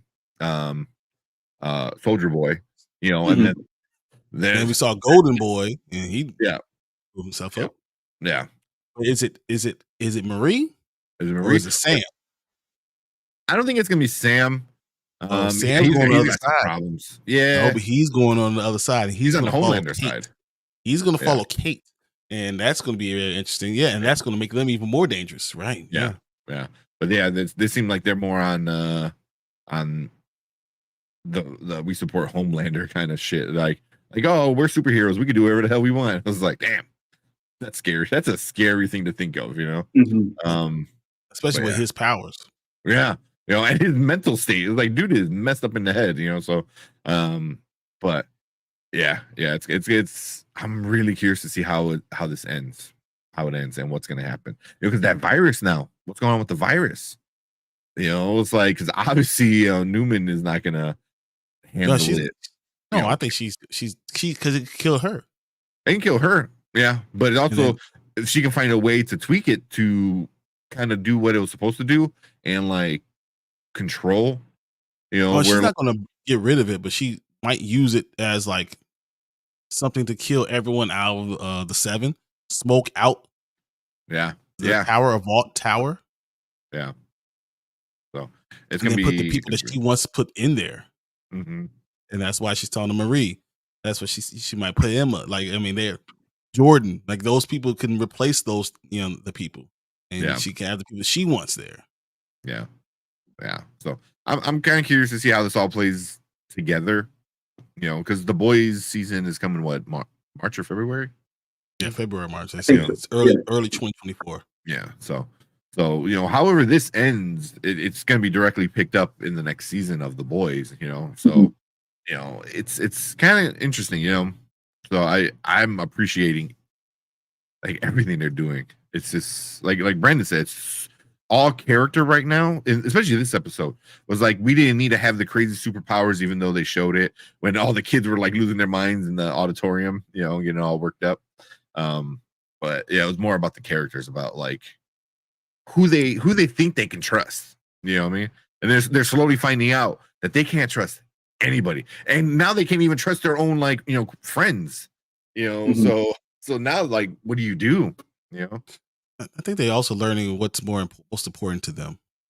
Yeah. What is it, me or is it we? Yeah. I think Jordan, that was a big thing because Jordan made a distraction where I was like a couple episodes, like they would never do that. It would always be like, no, I need to be up on the ranks. Where now Jordan's like, I don't give a shit. Yeah. No, I think it's because Jordan loves Marie. That too. So like you'll do things for your significant other that you wouldn't do for everybody else. That's true. All right, let's get some of these comments real quick. What we got? Dre Mac. This is the best understanding on where the universe is connecting. Yeah. This episode, yes. All connecting. And then Newman is heartless.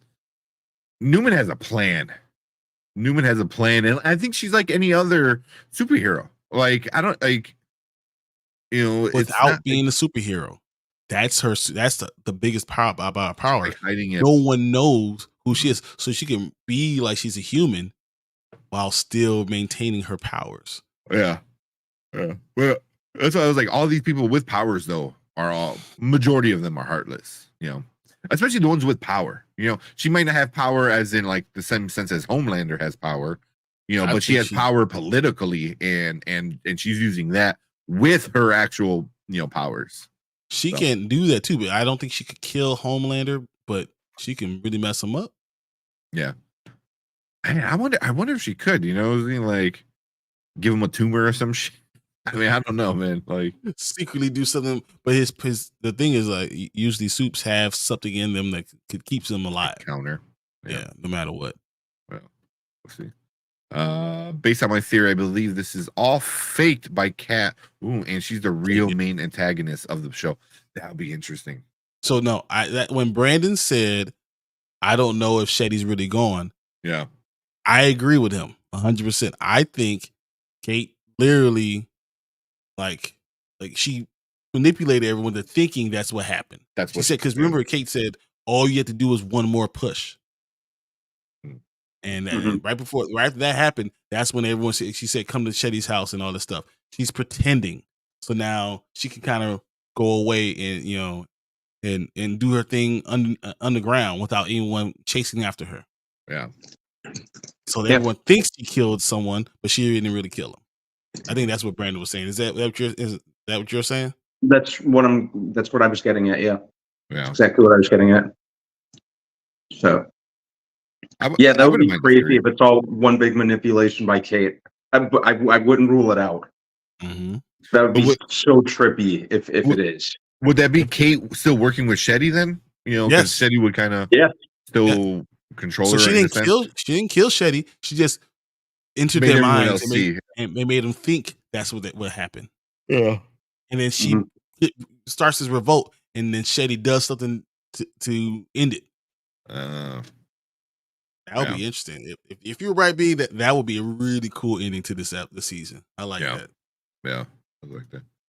Dramax said, Victoria to me is the one who caused polarity seizure because she controls blood. So why not?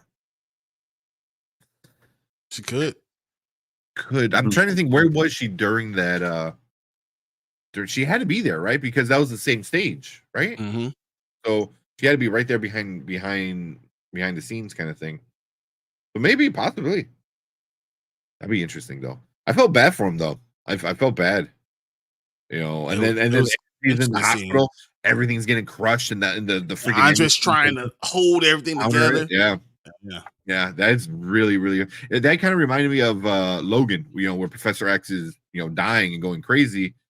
But you have superpowers. What happens then? It's like here, Polarity is having a seizure or whatever, so he can't control his body, which means he can't control his power. So that's kind of interesting.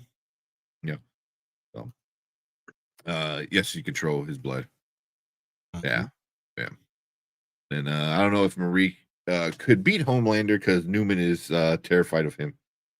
Yeah, but she's younger, and when you're young, you don't even know. You have nothing to lose. You have this like invincible kind of mentality. Yep, exactly. Yeah, but I think Marie's more grounded than some of these other people with superpowers, though. Because she understands what it is coming from where she came from and dealing with the trauma too and stuff. As we just said, Newman came from the same place. Supposedly.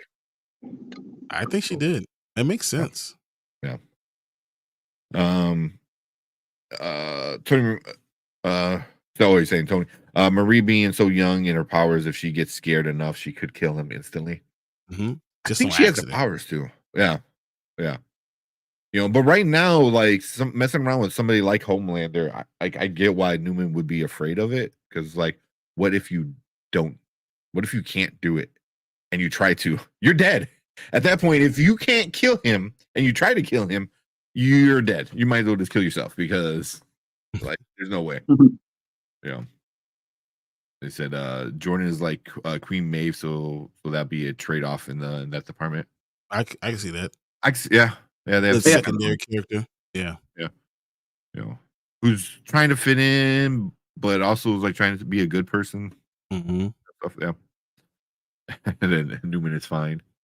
Newman is fine with that nose, man. I don't know how you can kiss her. They'd be like, you've seen Despicable Me, and you gotta take the face, just turn it sideways, so if you kiss, that's the only way. I never even paid attention to that. How do you not? Claudia Dumont. Let me see. Hold on, let me put. It's not that bad. Get out of here. Dude, when she's talking, it just moves like this. Like it's literally like that. It's crazy. I mean, it's a little bigger. It's not bad. No, this part right here is like it looks. I thought it was fake for a little bit. I thought she had like a prosthetic nose on.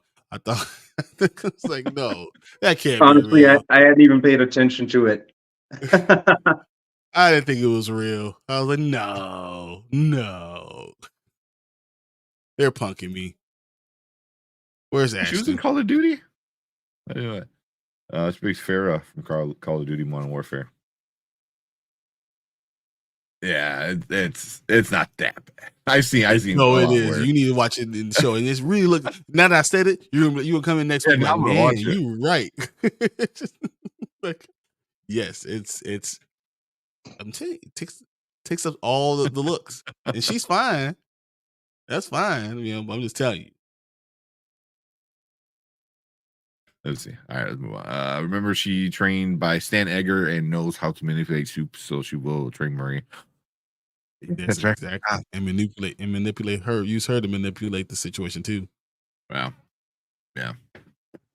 It's so crazy how there's so many players in this universe right now, and it never feels like I'm like, oh, that's too much.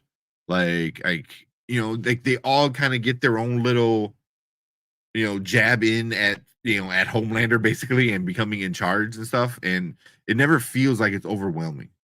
Where it could easily feel like that. They keep introducing more people and stuff like this, and it never feels like it's like too much. At least not yet. But, so Sherry's basically Kate's mom for you. Yeah. Oh yeah. They'll protect her unlike a real mom. Yeah. Exactly. I think she is protecting her, and I think this is all part of their plan. Mm-hmm. That'd be interesting. Newman was backstage when you having a seizure. Yep. Steady. I was saying, man, TV series. Oh, we'll get into that in a second. I love it, but I we'll think talk about we it later. reviewed about it. Yeah. I'm excited for the next episode. Yeah, man, the finale. I'm super excited about it. Damn, man. So we get. No, it's not. I was like, it's Loki's finale, but it's not Loki's finale. It's Loki's finale next week. This is the penultimate right now. Yeah, the penultimate. I was forgetting what they was called. Yeah, so that and then not the boys. Gen V, we get the finale. Mm-hmm. Damn, it sucked that they both come out at the same effing time. I was like, oh, like, yeah, but it's gonna be it's gonna be episode. I think it's gonna be really interesting. I'm curious about so much stuff. Yeah. I'm trying to see if I can get you guys. I think DC passed on the boys when it was brought to them. Eric Kepri, stand up. It's Kripke. Oh yeah, Kripke. Yeah, I know they passed on it because it was way too graphic. Yeah, too dark. But it makes sense. DC's not gonna get anything. Same thing like Marvel. They're not gonna get into anything like this. You know what I mean? That's what the independents are for. You know what I mean? DC and Marvel have a standard and they're always going to stay to that standard and they're going to stay in this like box. They can get close to the edge at times, but they'll never get to a point where you get fucking hero-gasm. Like that would never happen. That would never happen in a hero-gasm. Yeah. So yeah. And I think it wound up being better that it wasn't DC, that exactly because I forgot what the company went for. An entity that could do this on their own. That's great. Have Amazon be able to put the TV together and the platform, and that it's great. What company put out? It was, I guess. Well, DC started it, and then it got too much because I know DC started it. Dynamite Entertainment. Mm-hmm. Then they picked it up because it's like they didn't read the comic book and didn't realize how bad it was going to get. Elsewhere, dude, if the money gets low, they'll go there. I don't know because they need to keep some sense of family friendly enough. Yeah. I don't think they'll go there. They'll kill somebody, but then they'll bring them back in like the next couple issues, So that's as far as Marvel and DC goes. I think DC will go further to kill someone. They've done it before. I think DC will kill somebody. Yeah, but they always bring them back, don't they? I'm trying to think of anybody that stayed dead. But I don't know. Well, I mean, definitely more money, but more money means more control.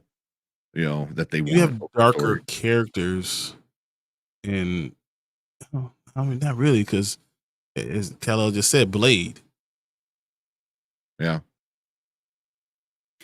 That's dark. He kills people all the time. Yeah. Spices them up. But he kills vampires. You know what I mean? That's true.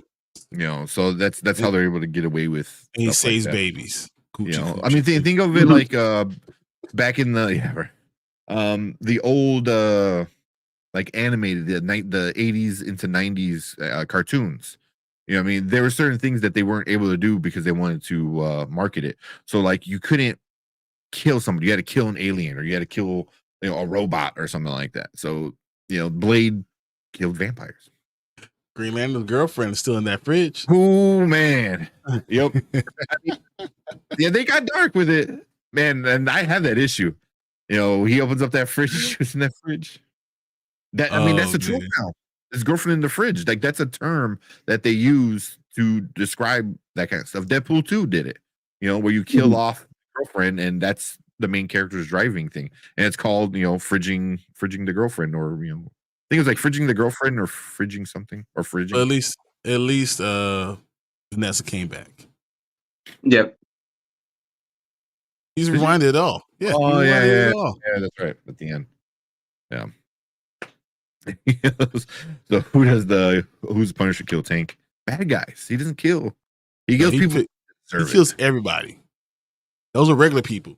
He punched regular people that deserve. He punched a fist in the dude's face and stayed face.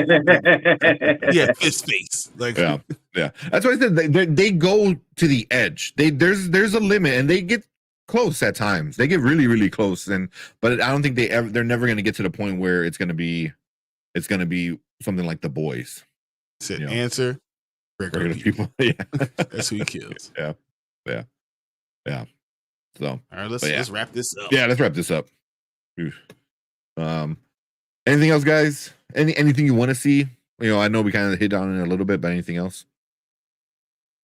No, I think exactly what we talked about. I'm okay with this. Yeah. What about you, B? I'd say that's about it. Well, as far as I'm concerned. Okay. Yeah. So same. So yeah, you know, I think we're all super excited to watch the finale and see how it all ends and where it goes and how it leads into the next season of The Boys. But yeah, we want to hear from you guys. So if you're watching on the replay, leave a comment down below. Let us know what you think about the episode and the show so far and where it might end. You know, is this person really dead or is that person not really dead, or you know, all that crazy superhero comic booky stuff. But leave a comment, let us know what you think. Hit that like button, hit that subscribe button. Lets YouTube know we're doing some good stuff over here. So we appreciate everyone hanging out with us. If you're watching live, stick around because we're going to talk about our next topic. Oh, I gotta find the. There we go. I need to set that to a hotkey. All right. First off, what are you talking about? You don't tell me you never saw her nose.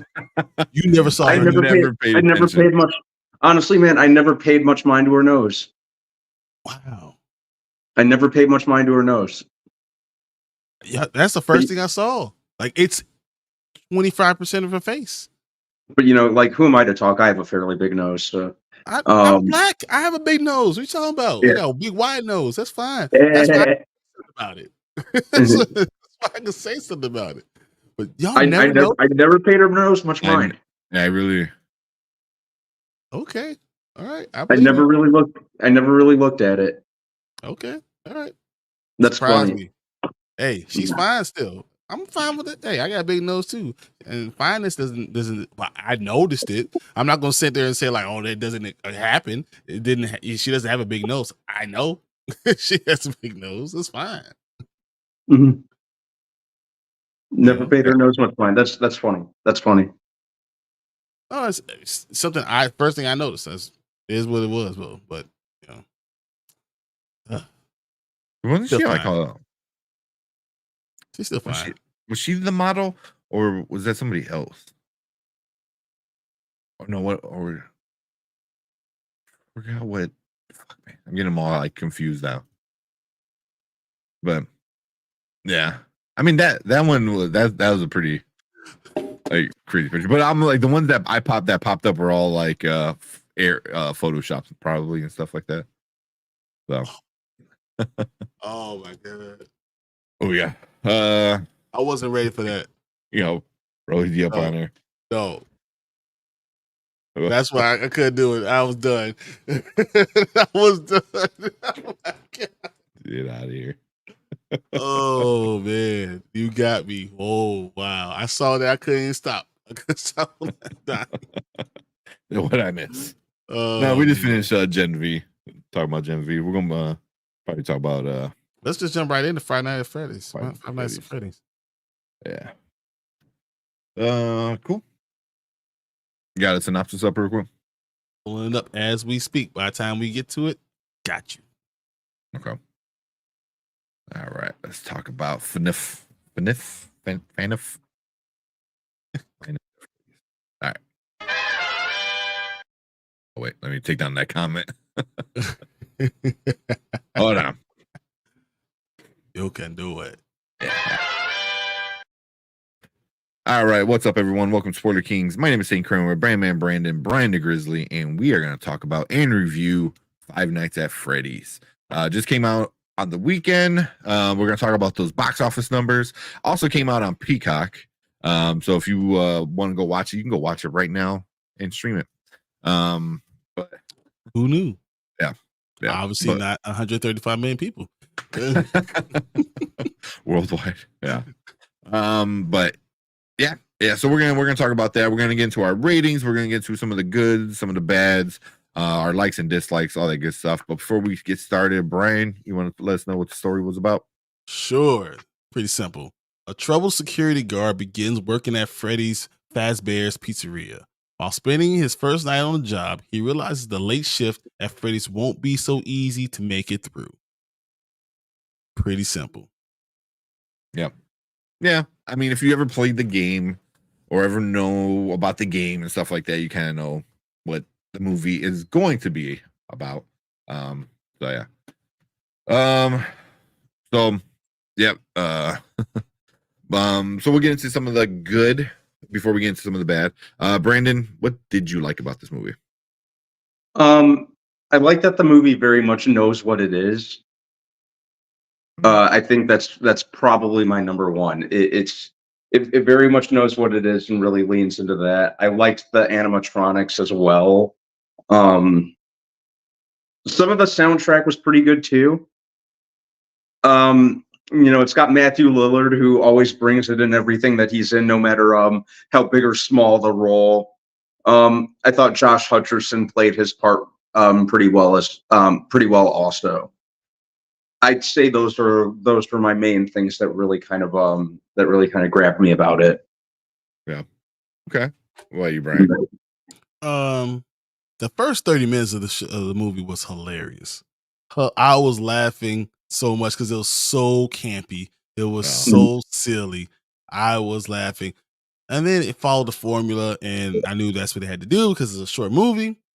When I saw Matthew Lillard, I told my wife, I was like, you know he's the bad guy, right? I didn't need to know nothing else, but I knew he was the bad guy. Yeah.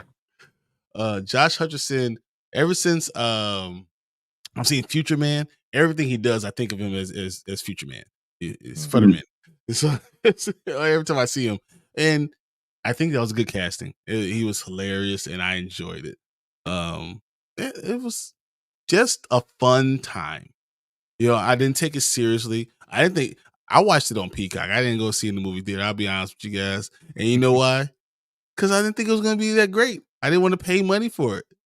But apparently everyone else did, and I'm wrong. So, but as I said earlier, I'm loving movies that know what they are and they release during Halloween because they know what they are. Mm-hmm. That's genius. Yeah. Yeah.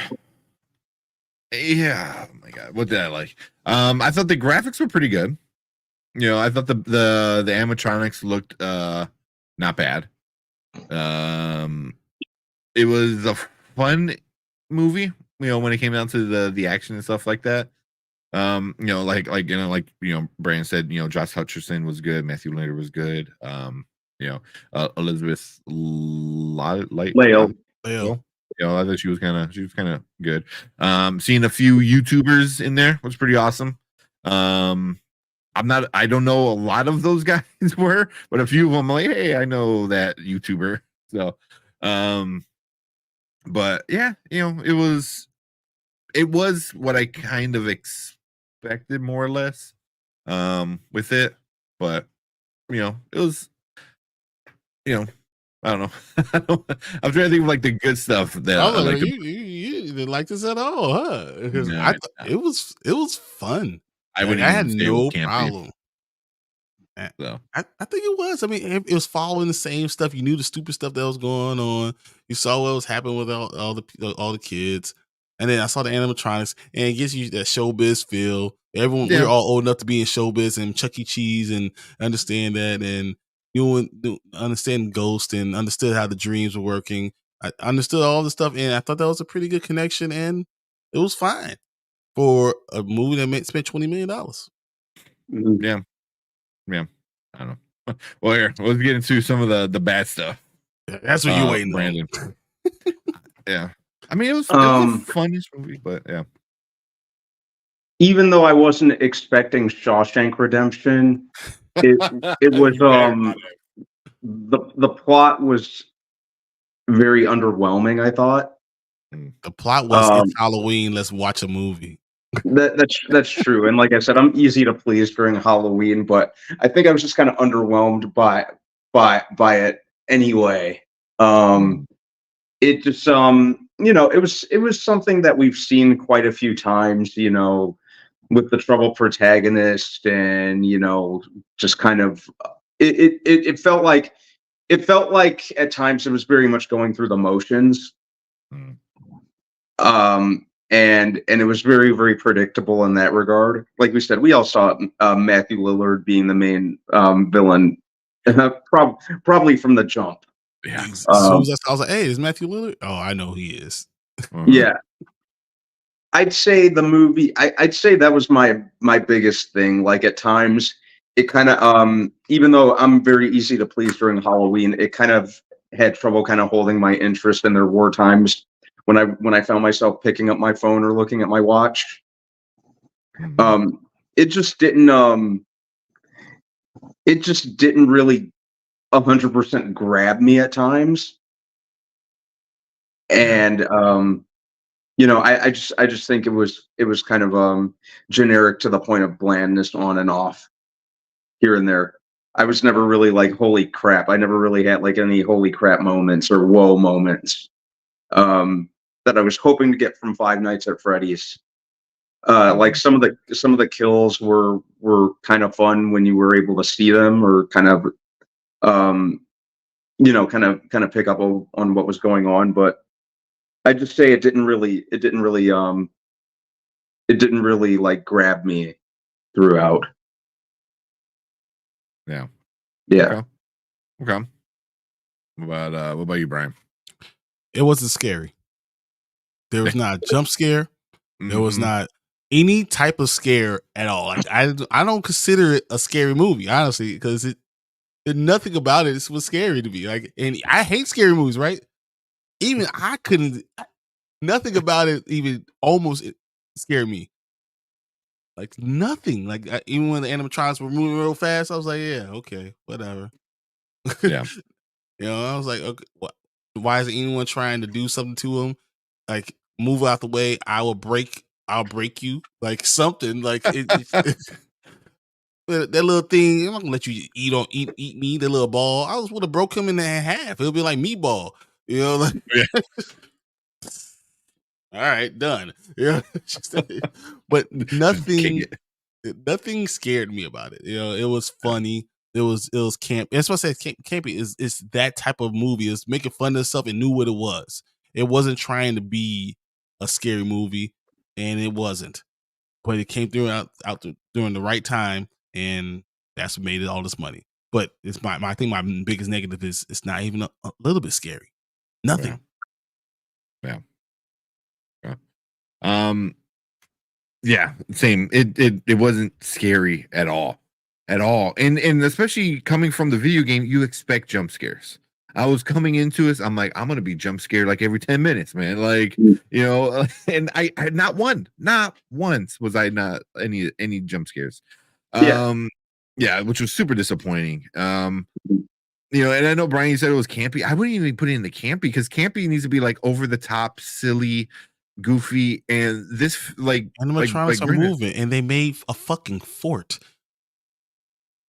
It's not really campy though. Like campy is like over the top. It was just like nothing about this was over the top. It was like like Brandon, it was massively formulated, or formulaic, whatever. And that's exactly what it was. It went through the motions, and I was, what are you about an hour in before you actually get to anything happening at Five Nights at Freddy's. You get the beginning scene, you get the little hints here and there. I think there was 2 scenes that you get like shit happening, but you really don't see it until the end. So it's like the actual Five Nights at Freddy is the last like 45 minutes of the movie.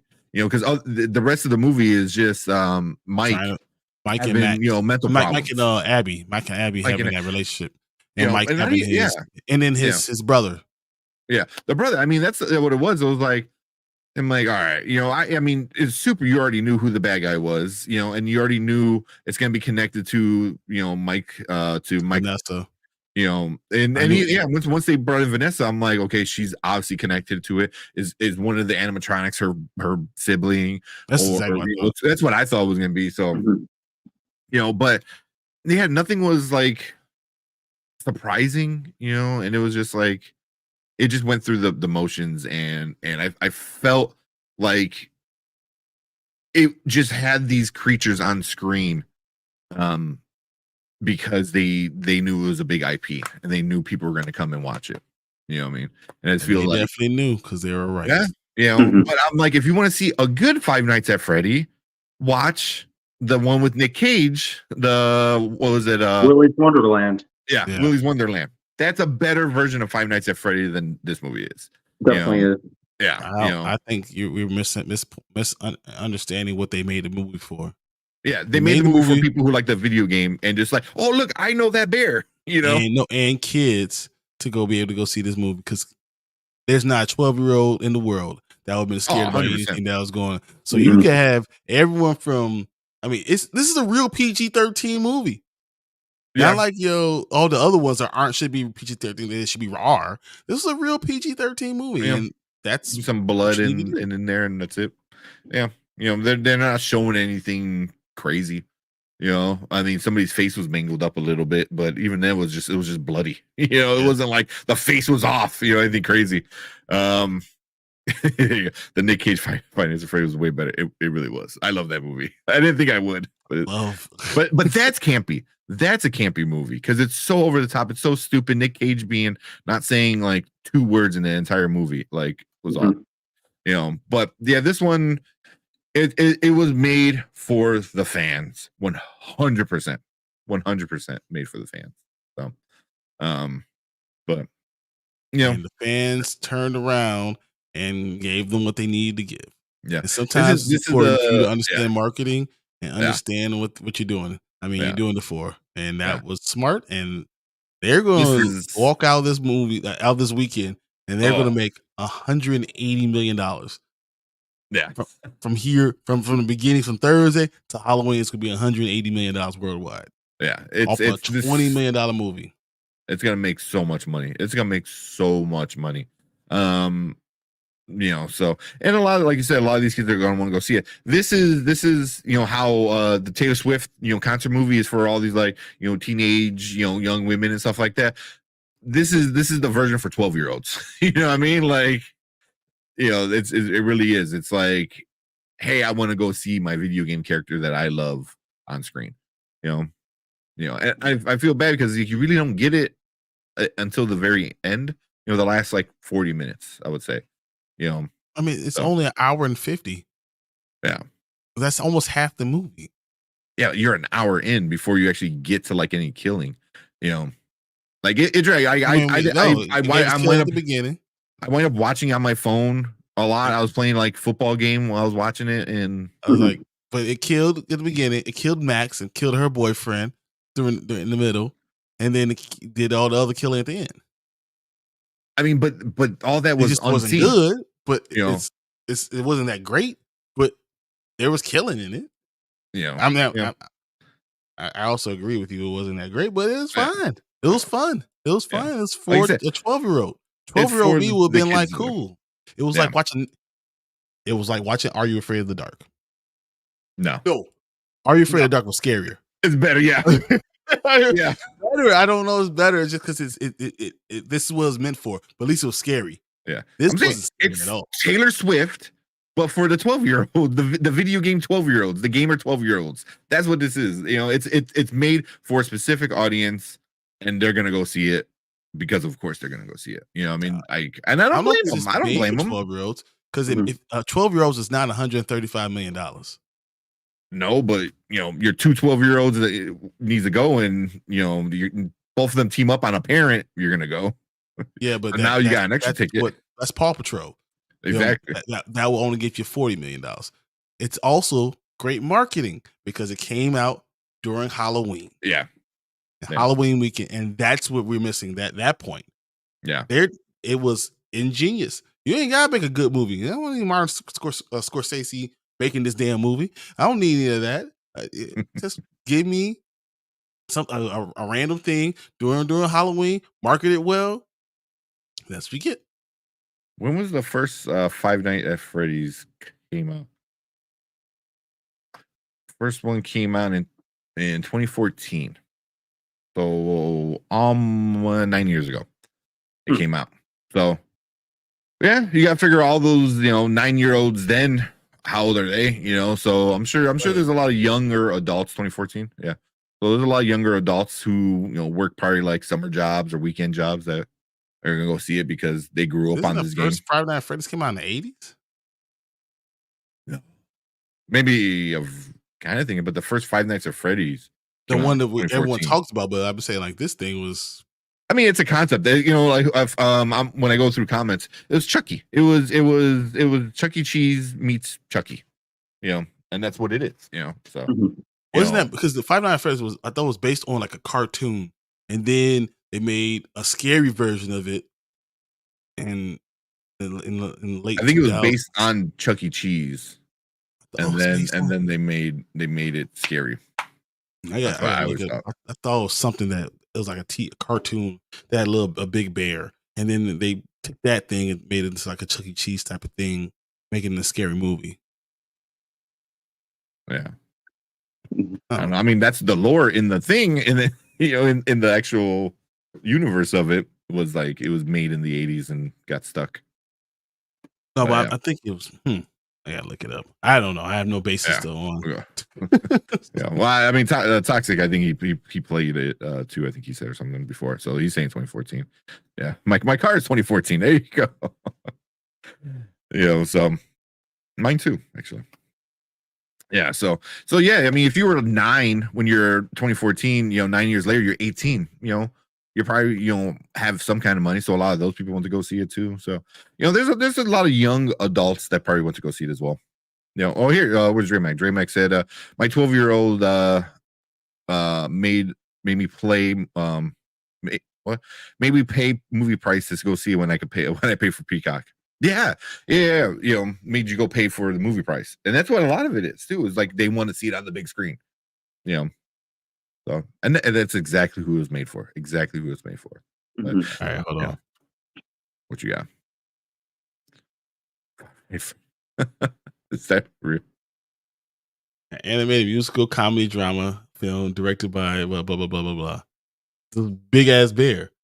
And look at the characters: the chicken, Don Bluth, the rabbit. Hold on. The fox, the rabbit, the chicken, the bear.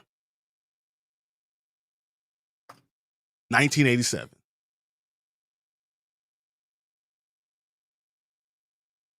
It was Don because Don Bluth directed all the most effed up shit. He traumatized like our generation of kids.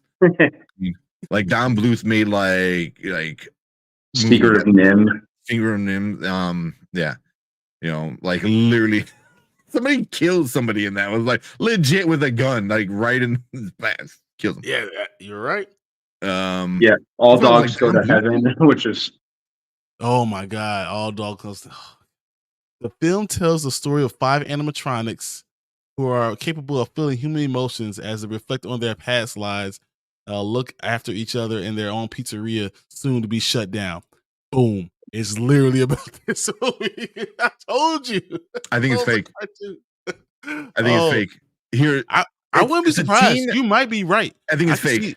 Because they're saying directed by Don Bluth, which I'm like, okay, he did a lot of fucked up shit, with cartoons.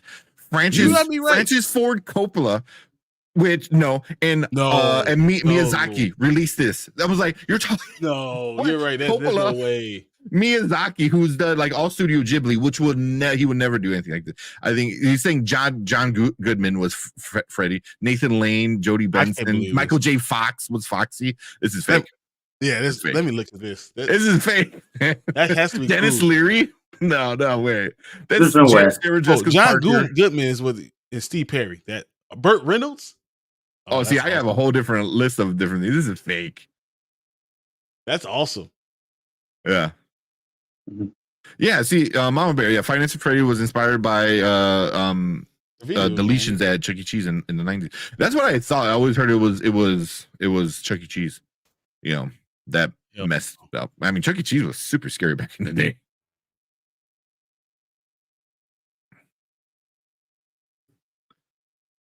Is this real?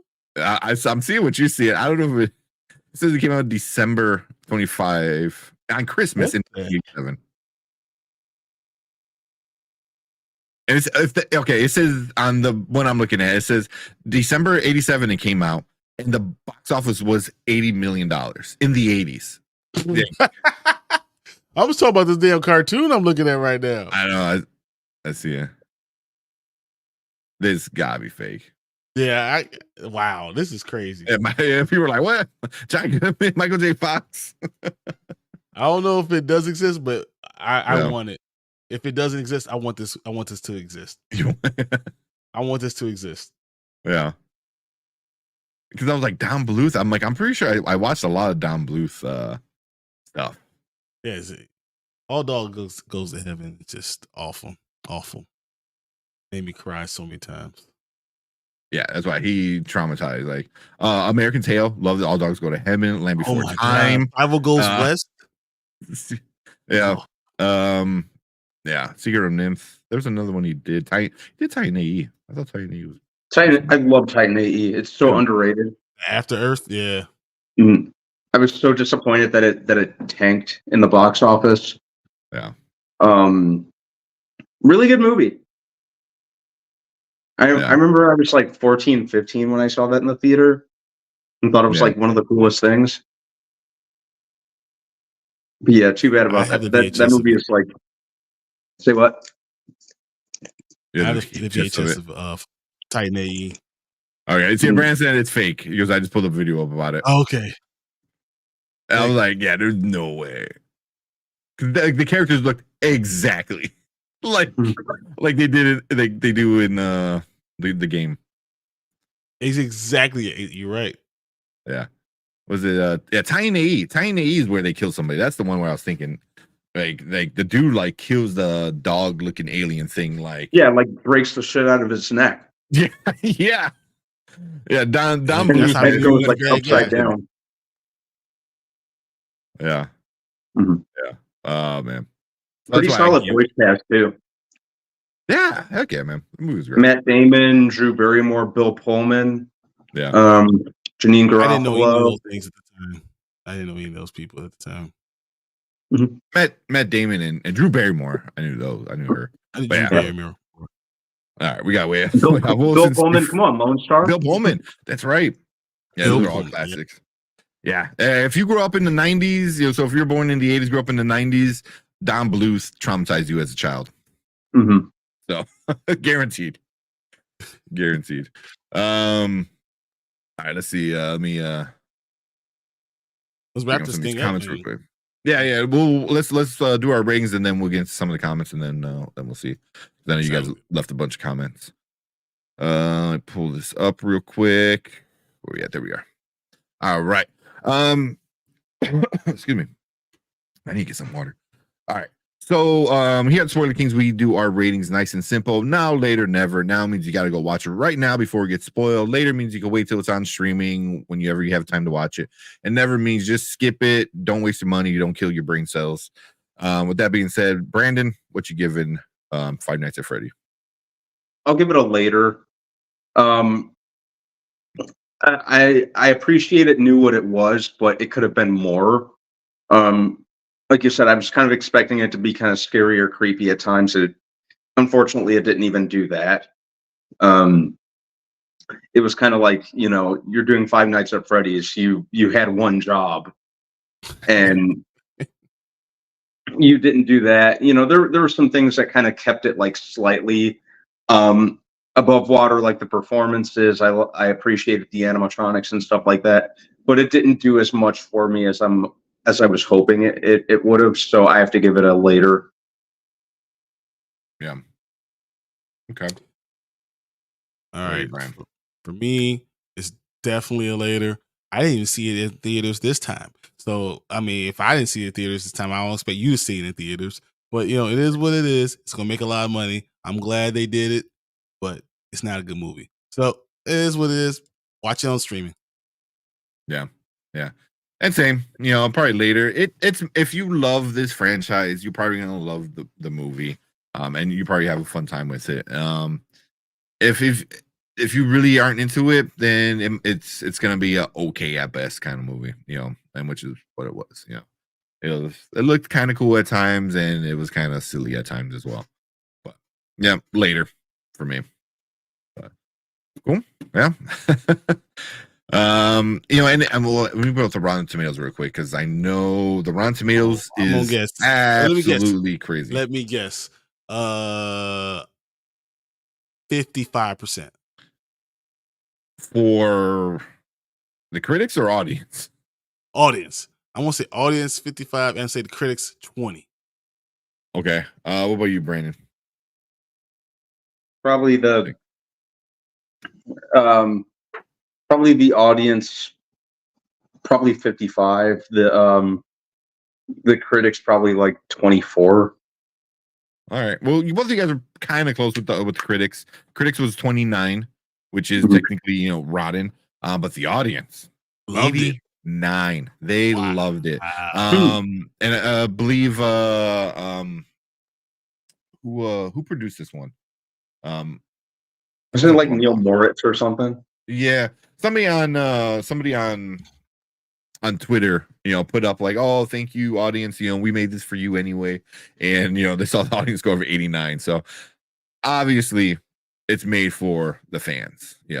So and that's who went to go see it because it made 80 million domestically. 80 million in a weekend. In a weekend.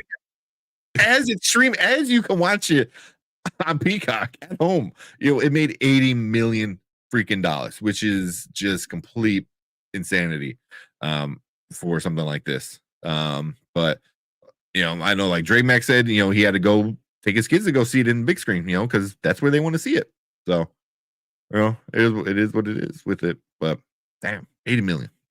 Mm-hmm. 80 million. No, 80 million now. It's still going to be making money today and tomorrow. I'm telling you, by the time we're done with this whole thing and the whole thing gets out, we're looking at $100 million domestically. We're going to see $100 million domestically from a movie that's streaming on TV at the same time. What the hell? Yeah. Before the next weekend, like it's going to be at 100. I think, like 20 million like tomorrow. Just the end of tomorrow. It's Halloween. Maybe, yeah. So, Horgeek said it got an A- cinema score, which is amazing for a horror. Same score as Get Out and Silence of the Lambs. That's crazy. Wow. I don't know. I don't know how cinema score like ranks their shit because this is not an A. This is not an A. It's a fun movie that's kind of goofy, but like I chilled on the couch, playing NFL Rivals on my phone and had this on. So, that was cool. Well, yeah. But cool. We're gonna get to the comments in a second. We're gonna finish things up for our replay gang here. So we appreciate everyone coming in, hanging out with us on the live show. And if you want to be part of the show, make sure you hit the subscribe button, and you too can come in and leave your comment and let us know what you think. But hit that like button, hit the subscribe button. We really appreciate it. Thank you guys. Leave a comment. Let us know what you think about Five Nights at Freddy's. Did you love it? Did you hate it? Did you force to go see it because you have kids? Leave a comment. Let us know. We appreciate it. But if you're watching live, stick around because we are going to finish this conversation. All right. So we got a bunch of comments because I think everyone has some opinions on this one. And it shows how many people want to saw it. Yeah, 100%. So have you guys played Five Nights at Freddy's before watching this? I never played it, but I watched people play it. Like I watched Markiplier play it. Yeah, that's about it. That's as far as my knowledge goes. Yeah, my cousins played it, but not me. Yeah. I really don't know much of the lore anyway, so whatever they kind of told me in the film was like, oh, okay. Yeah, it's like I just took it for what it was. He was also talking spoilers. Did you play it? Yeah, I know I think Taxa came in a few weeks ago when we were talking about getting ready for this, and he said he knows about all this stuff, right? No, but Brandon, did you play Five Nights at Brandon. Freddy's? No. I don't know, because that means because we were 30 when it first came out. Yeah. Mhm. So that's why we might be a little bit too old. Yeah. That's what it is. Yeah. I remember when I first saw toys for this, like, what is this? I was like, and then at the time, my friend had a kid that was like, I don't know, 7 or 8 or something like that. Like, oh, it's a scary game that kids play. I was like, scary game that kids play? What? And that's what kind of like drew my interest, was like, it's a kid-friendly scary game, and I appreciate it for what it was as a video game. It's a cool, fun game, with jump scares. So, and it reminded me of Chuck E. Cheese, So it was like, I'm like, oh, you only deal with this in the video game. I dealt with this in real life, dude. Showbiz Pizza, that shit was terrifying.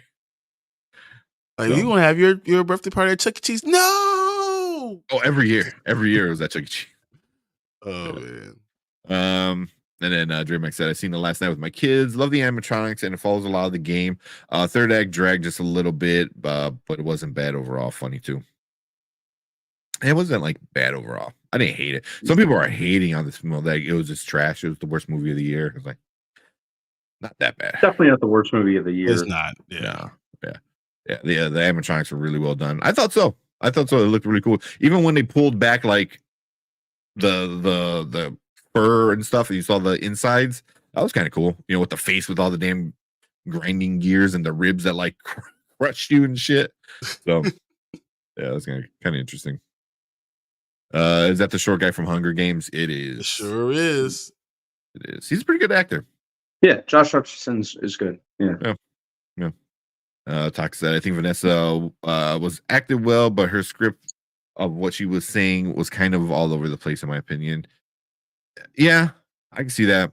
She was definitely one of the more sloppier written characters.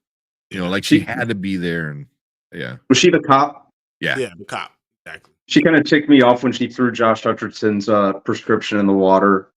It's seriously, like, you don't need these. Like, bitch, you barely met me. You don't fucking know what I need. Like, you don't know what I need. Now you can buy me a new prescription. No, but understand that he would, if she didn't do that, being a cop, like he would have been blamed for the break-in, and then it would have ruined his life. Yeah, that's true. Yeah, the opening credits gave me goosebumps. The opening credits were good. I was like, okay, the opening credits were good. Yeah, I'm in it. Let's do it. I'm kind of curious to see what's going on. Yeah. Chuck E. Cheese meets Chucky. That's pretty much it. I would have been upset if I had to pay to see this in theaters. Nothing standout-ish. I like the Nick Cage version better. It was cool to watch. The Nick Cage one was so much better. I did not expect to like that one as much as I did. I thought it was gonna be really. I would watch this because of Nick Cage. Yeah, that too. Yeah, but it was goofy. It was stupid, and like he literally stopped like doing shit to go play pinball. It made no sense at all. That was great. It was so stupid. Yep, he took his break and he drank his like grape sodas or whatever they were. That was great. That was so funny. Yeah. Side story with Mike kind of made the relationship between Mike and Abby not as much important anymore. Mm-hmm. Yeah, because the whole time I'm like, dude, you still have a sister who's alive right now. That why are you sitting there, pining for this guy? Like I get it, but also like, I don't know. I mean, I don't know. It's a hard situation, but it was pretty short too. Wish maybe had more action flashbacks, or was it Afton flashbacks? Who was Afton? Was Afton Lillard's character? No. Was that the little blonde kid? Maybe. I like on Rotten Tomatoes says Kevin. Oh no, Kevin Foster. It was like Kevin Costner. I was like, what? Yeah, I don't know who that one is. Who is it? Is it yes? I don't know, but yeah, it must be the little boy then. Okay. Yeah. I was ready to see it was like Corey Kenshin. Yeah, he was the taxi driver, I believe. Oh, Okay. it said William Afton is Matthew Pillars. Yeah, it's Matthew Lillard. Yeah. Okay. Pillard, yeah. Yeah. Okay. Okay, Yeah, okay. I mean, I get why you might not want to focus on him too much. You know, because he did a lot of bad shit. You know, I did appreciate like in the opening kind of setup. You know, when it did everything, it was like the video game kind of thing, and a kid kept leaving like slowly. I was like, oh shit, that's kind of fucked up. Yep. like it tells the adults like, hey, here is what you need to know. You know, like this guy is stealing kids. You're like, that's damn. But yeah. Do you enjoy family pizza? Do you like Psycho Killer Dolls? Watch Five Nights at Freddy's. Pretty much. Oh. More jump scares as well. Yep. Jeremiah, none of this was scary. None of this was scary at all. Agreed. So my favorite part was the pharmacy scene. It was only 30 seconds, but it was hilarious. It was kind of funny. But also it was like, if as a medical professional, like as a pharmacist, something you don't think he tried chamomile and like other kind of teas and shit. It's like. No, but I mean, I feel like you'd go ahead and say that, you know. So hey, I try to give you all some type of different outcome, something else you could try. Why not? Whatever. But I really wouldn't care if I getting this refilled 15 times. You wait till the 15th time of me refilling this. Yeah, I don't care now. Yeah. You should have done called like the authorities a while ago. Didn't like Bill the Fort scene. It was kind of kiddie for my taste. That's what everyone was saying. Yeah. I'm glad the movie was making money though. It's making a bunch of money, man. Because the budget was 20 million. 20 million? Yeah. Damn. Yeah, we knew the cop chick knew what was going on. We had to have Def seen all this before. Yeah. I knew she was connected somehow. You know. But there's no reason for it to be coming up there. Yeah, just randomly coming up there. But he says, "Five Nights at Freddy fan. I left happy. I did wish that it would have been better. Yes, but I'm happy with what I got. You know, and I think as a fan, I think a lot of you guys are going to be happy with it. You know, so and obviously Rotten Tomatoes says exactly that. Everyone loved it. Yeah. I never played the game. Yeah, I never played it, but I know how it goes. Nick Cage Friends was way better. It was so much better. It was Nick didn't talk, and it was awesome. He must have said what, maybe a handful of words. He didn't say anything. Yeah. Did he? I think he said a few things, but not much. I don't remember him saying a thing. I gotta in that movie. I watch it again.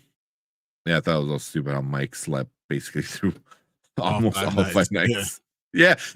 They didn't and that's the thing is like they didn't really set it up like the game.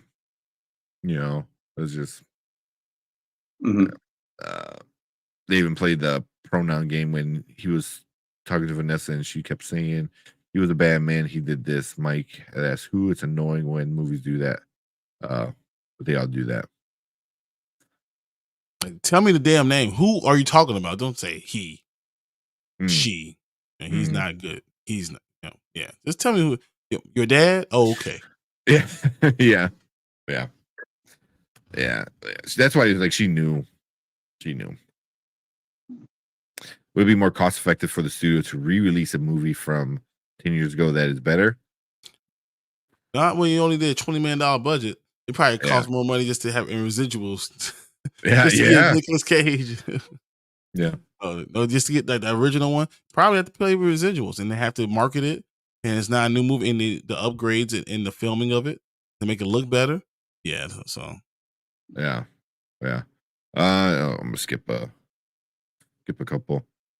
My college club had a screen for this. They all loved it. Yeah. That's why, even if you say you were like 12 or 13 when you started playing this, you know, which there were a lot of, you'd be, freshman, sophomore-ish in college. So yeah. you're legal. I don't know. Or Jackson Ace in theaters too. So that's cool. That's cool, man. You're able to like go with your friends who probably enjoy it and go hang out and have fun. Yeah. That's the best way to see movies like this, a silly movie like this. Yeah. So Mama Bear, I know she brought this up. She goes, Finance Freddy was inspired by real life deletions, you know what I mean, by Chuck E. Cheese in 1990, which I had looked up. So it was like some like mass shooting at Chuck E. Cheese, like 30s, no, a while ago. Yeah, so 1993. Wow. Yeah. So 40 years ago. Yeah, so this is on the evening of December 14th, 1993. I don't want to say his name, but the dude killed 4 employees of an Aurora 30. Chuck E. Cheese while they cleaned up the restaurant after hours. The victims were identified 19-year-old, 17, 50-year-old, 17-year-old. They all died from gunshot wounds to the head. So, yep. So that is kind of where the story this came from, I guess, right? So that's too much. Yeah, it was a tragedy. So, and I didn't know that. I just thought like somebody thought Chuck E. Cheese was scary, and they're like, "Oh shit! Imagine if this was alive," and then start doing it. I think because all those animatronics were scary, and putting your hands in their mouth and stuff like that. Like, oh my goodness, was just part of being a kid. So then, imagining a scary movie about that. Yeah, why not? Yeah. Mm-hmm. That no 26 for critics and 94 for audience. That's what you were saying. That might be for. Is that for? Yeah, that's the Rotten Tomatoes. That's what we saw earlier. Yeah. It changes every day or so. Said people are sheep. They be directed to this Barbie Oppenheimer. I mean, I don't think people are sheep. It's more nostalgia. You know, like people are gonna go see what's nostalgic to them, and you know, something coming out, you know, near 9 years ago. You know, that's not quite nostalgia, but it's something that a lot of people probably grew up on. So, you know, same thing with Barbie. You know, Barbie is something that a lot of girls and kids grew up on. So, you know, a lot of people want to go see that, and then Oppenheimer is just, you know, history. And a lot of people love that history, especially with the directors. Trailer. Like that. We might need to go fast, so let's just skip around. Oh my god, I didn't even realize there was that. 11:45. I'm like, all right. That should come out with an uncut like Megan. I think it might. I could see it doing that. Kevin McAllister was scarier than this. Kevin. Hey, we got Jason Entertainment in the house. What's up? So glad the box office sources for Five Nights at Freddy's. My question: do you think it was solely on theaters? Would it have made more money or streaming saved the movie? It's all theaters. Yeah, it's all theaters. Yeah. Do you think it was solely on the theaters? Yeah. I think it was on theaters, and then also a lot of people don't have Peacock. Like it just don't. And I think a lot of people that do are like wrestling fans. I know WWE has like some all access kind of stuff on Peacock, so that's like their main bread and butter. But yeah. And then Movie Time Minute. What's up, Movie Time? DJ. I was extremely disappointed with Finance of Freddys. Yeah, same. To me, it was one of the worst films of the year. Wow. Not that bad. Didn't like some character choices and didn't enjoy the story as a whole. I never played the game. So we're there with you, but now I don't know. You just need to know what you're looking for. I just knew what I was looking at. Yeah. I was expecting more for sure. And then also, thank you for the super chat, dude. What is up? Appreciate it. Man. Just say you guys rule. I appreciate you, man. We appreciate you, and I know, man. Like we're gonna get all you guys on all the movie tubers, either as a half a group or a group of stuff. But we definitely get DJ on. DJ is a lot of fun. I love watching his live streams. He's a lot of fun to. He's fun to talk to. Fun. It's super fun to talk to too. So I don't know what we got. What we got for you, man. We got that. He's the best. I love it. And then use every single. Did you click it? Oh, I believe it.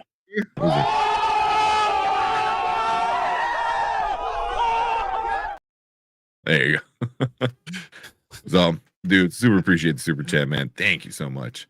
But yeah, but we're right there with you with kind of not enjoying the movie. It was fine. So, It was just what it was. Yeah. Was it good? No. Yeah. It looked cool. I'll give it that. It looked really cool. So and one last thing, clearly fans are happy and I get why, but they could have done the story better, but they wanted to cram stuff from multiple games for no reason. That makes a lot of sense. Yeah. So, but my head out. Cool, man. I appreciate it, Doctor. You came in right at the perfect time. I know, like you said, like coming right for the 5 Nights at Freddy review. We appreciate you coming in and hanging out with us, man. Thank you so much. Yeah, see you guys next live pizza.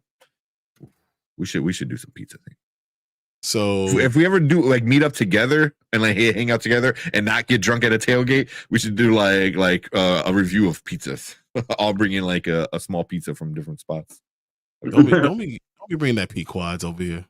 Yeah, you crazy, man. Don't That's bring like that the best pizza in Chicago. It is not. It is the best pizza in Chicago. Overrated. It's not even overrated because it's not rated. It's No not one even knows good. about it, man. It's not overrated a because local it's thing. not. It's a legit local thing. People do know about it because there's a line outside the door. Yeah, no, yeah. But it was okay, I guess. I know. What's his name? Zach Galifianakis would go there a lot. Yeah. Yeah, before they had the upstairs, the way they had the upstairs after it got like burnt, and they remodeled it, there was some spots upstairs, and he would always like get a special spot upstairs so he wouldn't be bothered.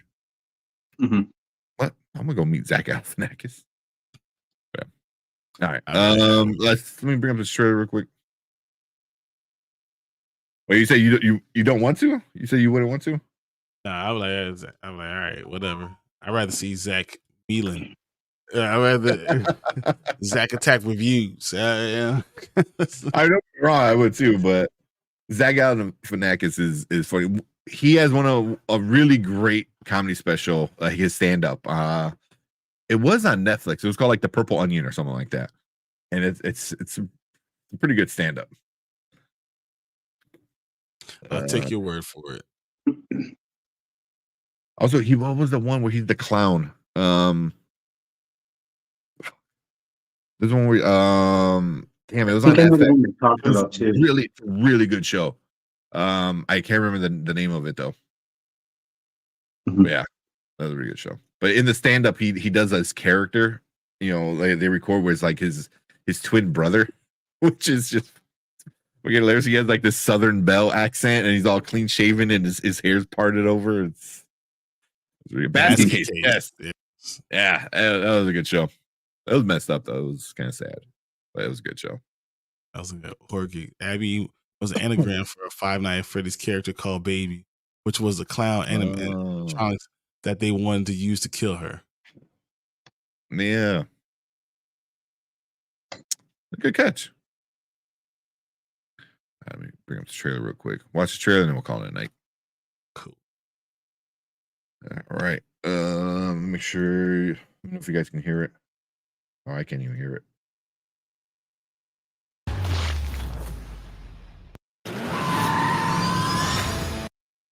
Hear it okay? Yeah. Yep. You did hear it? Okay.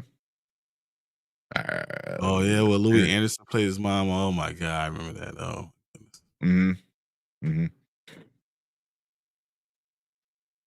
Yeah, it's a good show. FX had some really good shows, man. FX had some really good shows. They were really like, pretty adult. A lot of them were really sad. What was the one with the dog with Elijah Wood and Wilfred? Yeah, Wilfred. Oh, I loved Wilfred. It was so fucking stupid. The dog would like, was he like a British or Australian dude or something like that? He's an Australian dude. Because it was a remake of an Australian show. The same actor played Wilfred in that. That makes sense. Yeah, that was a really good one. Show. Yeah. All right. Cool. Let's watch this trailer and then we'll call it.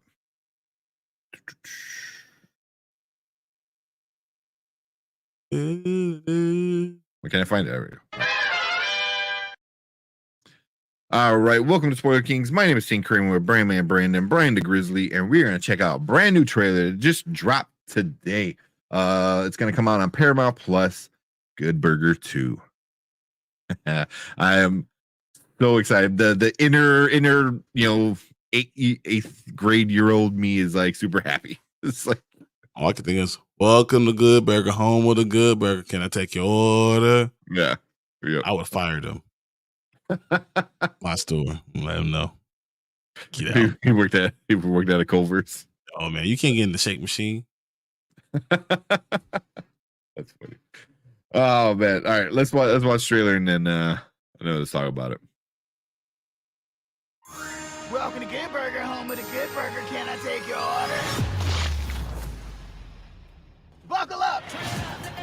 The new adventures of Ed and Dex starts now! Oh. Sorry. The new adventures of Ed and Dex starts now!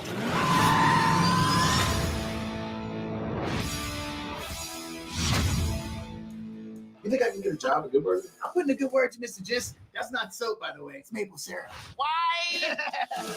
Do you guys serve veggie burgers? I can serve anything on the menu.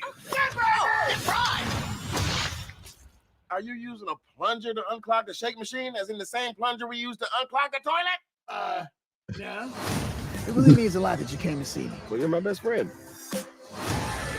We're going to be opening mega good burgers in cities all over the world. From Hollywood to Hong Kong. Hong Kong is not a city. It's the name of an ape. King Kong. The game with the paddles? Ping pong. The sound a doorbell makes. Ding dong. What?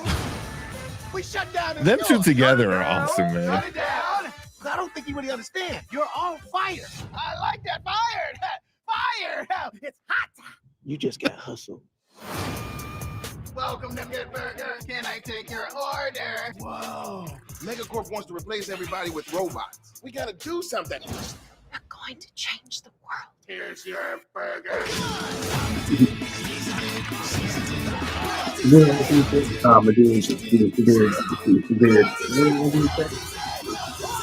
Carmen Electra?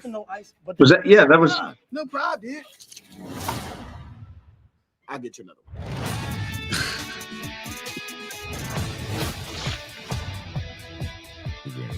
It's going to hit it on the east side. Hey. Oh, dude, I'm glad you're back. Oh man. All right, what'd you guys think? It looks crazy stacked cast, by the way. Rob Gronkowski.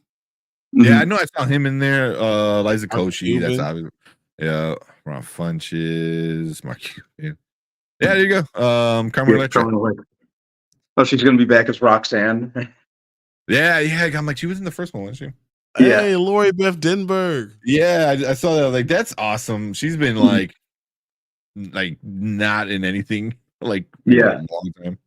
Yeah, she was super funny too. Mm-hmm. Josh Server. That's what Josh. Yeah. was one of the ones too. Yeah. So they're bringing back some like old all that cast, which is pretty awesome. Mm-hmm. Yeah. So I don't know, man. I know it's gonna be a goofy, stupid, silly movie, but it is Like the first one. yeah, like the first one. It's not meant to be a good movie. You know, it's a kid skit turned into a movie. You know, it's like, yeah, it's exactly what I want. Mm-hmm. I'm not gonna go buy the movie on Steelbook or anything like that, but I'll go see it. If it comes in an orange case, like old Nickelodeon movies did, I might I'll get it. I might, only want yeah. this on VHS. It has to be on VHS. For me to VHS. purchase it. I want Like it all- on VHS. It's the only way. Yeah. If it's on if it's an orange case, you know, like old Nickelodeon movies, I might. Yeah, I want it on VHS, and I wanted to come with an orange soda. Because who loves orange soda? That's a different Kel Mitchell Still loves character. orange soda. Is it true? I do. Yeah. Ooh. And I wonder if that's where like this all came from, because Kel wound up being on an SNL skit where they did Keenan and Kel, And it was what's her name? My brain fart with oh, what the hell? She was from the last oh my God, the one with the alien. There's a lot of I know. Why am I having such a brain fart with it? With the Jordan Peele movie. oh, well, Keke Nope. Palmer. Yeah, Keke Palmer. Nope. When Keke Palmer was a guest host on SNL, and for whatever reason they decided to do a Keenan and Kel sketch, and that sketch like legit went viral, like on YouTube, and went crazy, and people love seeing Keenan and Kel back together. You know, so I was like, I wonder if this is like the return of them two together. You know, because they were like the original like Key and Peele.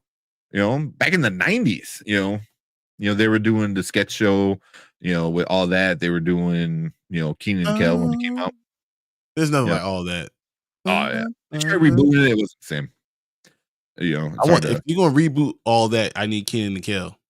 100%. Well, they were in the reboot. They were part of the reboot. Like, trying to just reboot, them. but it wasn't just them. Right. Well, they had the Keenan and Kel reboot. Yeah, I want Keenan. I want Keenan and Kel. I want Lori Beth Denberg. I want what's the final information, whatever. I want Amanda. What's her name? Amanda Bynes. Bynes. Yeah, I want the original cast. I want everyone. I want everyone before we got Nick Cannon. Before Nick Cannon jumped on, that's what I want all those people. Before anyone before Nick Cannon, I want them on that. That's what I want. I want that. Well, Nick Cannon can get all his kids together and they can do their own version of all that. Hey, they'll be in the crowd. Yeah. They'll be the crowd. They're the laugh audience. Him and his baby mamas and his kids. Yeah. The crowd. Good to go.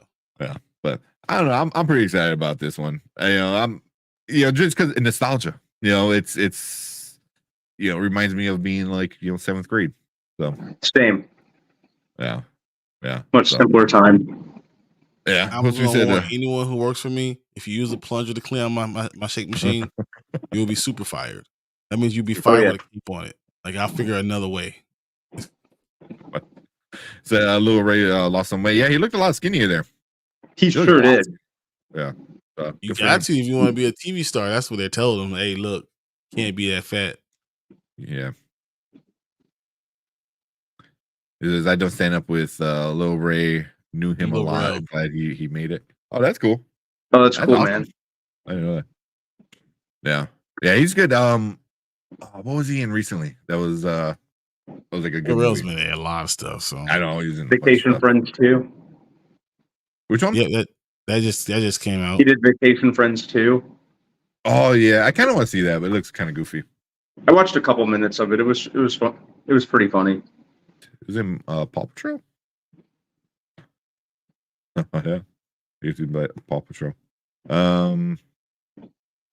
Bad Trip. Yeah, that's the one. I'm like, he was in like a goofy movie. Bad Trip. He was in. I enjoyed him in that. Him and Eric Andre. Those were goofy. But yeah, you guys doing well. I don't know. I will not watch this at all. I didn't really watch the first one. Oh man, you're missing out. Yeah.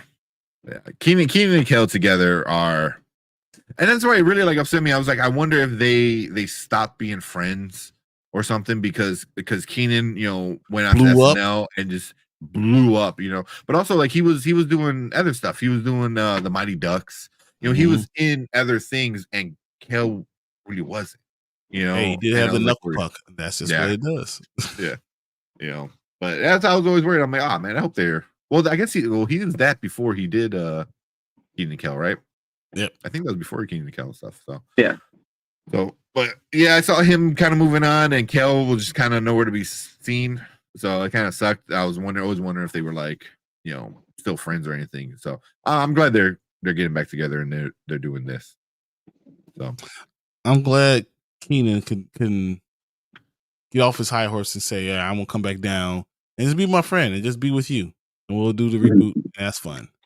Yeah. It always seems like I never heard anything bad about Kenan Thomas. I always heard he was like a really cool dude. So I like usually sometimes you hear shit by like waiters and TMZs like, oh this guy did something stupid but ever since I never heard Thompson is the best. He says he's a nice, he's a funny guy. That's just what he is. Yeah. Yeah. Oh man, his and SNL, not SNL. You know, all that when he did the French guy with the chocolate. Ha ha ha ha. Yeah. Yeah, what was his name? Like, yeah, what was his name? Pierre Escargot or something like that. Yeah. Oh my god. Oh, you remember that? I don't remember the name, but yeah, I remember he was super awesome. Well, that one he did the French guy in the bathtub. Yeah, you know? that one. Yeah, yeah. I'm thinking of the guy with the chocolate. When he did like, everything was chocolate. Like Randy and Mandy or something like that. Yeah, something along those lines. Yeah, but the French one was he was in the bathtub, and it would be like all translation. It would he would say something, and it would be like a stupid translation at the bottom, like I just scrubbed your feet. Like, oh, that show was awesome, man. That show was awesome. But cool. Yeah, man. So it's November 22nd. I'll probably be watching it, but yeah, I'm gonna watch it. Yeah, right before Thanksgiving. Yeah. The day before. Oh yeah, there you go. I'm not gonna do anything else. Me and my son are gonna watch Good Burger 2. So I'm gonna force my girlfriend to watch it. So, but keep your eyes open. I want you to see it. Yeah. Yeah. What's up with that? Oh yeah. Wasn't that was Josh? When we had not the big ears. I forgot what character did that. Earboy, was it? It's Earboy. Earboy. I can't remember. Oh my god, dude! All the memories coming back. The hype for Good Burger. I think it's gonna be fun. It's gonna be kind of goofy. We'll see how it does review wise. I don't think it's gonna do well. You know, talking about like sequels. I know you were talking about sequels earlier. It's like, you know, this is gonna be what damn near almost 20 years, or right around there. The first one came out. I thought the first one came out in 2000. I don't know. Did it? 97. Yep. Oh. So over almost 26 years. Damn. No, 26. You old. Oh shit. I am old. I am old. Luckily for me, I'm younger. So you're like that. But cool. You guys got anything else? Nope. Fun. Let's just see what happens. Yeah. Cool. But if you watched it, let us know what you think about Good Burger 2. Did you watch the original? Were you all that fan, or you Keenan Kale fan? Leave a comment and let us know what you think. Hit that like button, hit that subscribe button, and you can join the conversation with us live every Monday and Thursday. But we appreciate everyone hanging out with us. If you're watching live, stick around because we are going to finish the night off. All right, I'm done. Yeah, pretty much. I'm super done, and I finished at 12 o'clock. And now I'm sad because Jalen Johnson requested a trade from the Bears. Did he officially? Yeah. Damn. I heard the Niners want him. I'm not giving him anybody. And then I was franchising him. Yeah, he's a Bear for 3 years for me. Is it like official? This just in, cornerback Jalen Johnson has requested a trade. Jeremy Fowler. Can't blame him. They're trying to work out something. I think the Bears want to pay him $16 million, and he wants to make $20. We'll see. I mean, remember what happened with what's his name? With the linebacker. A brain fart. I'm having I can't think straight. Roquan Smith, you know, and it was like, didn't he wind up getting paid exactly the same amount that the Bears were going to pay him anyway? Just stupid, you know. But you know, now there's all this insider, you know, rumors that you know they're looking to trade Justin. And I was like, if they decide a backup quarterback is our main guy, I'm so done. I might have to find a new team. Yeah, I literally will find a new team. I'm done. I'll be out. Yeah, I was like, dude, just nickels and dimes you all day. Oh yeah, tomorrow we're gonna get into it tomorrow. Making me upset all of a sudden. Yeah, that's okay. 3 and 5 game. Yeah.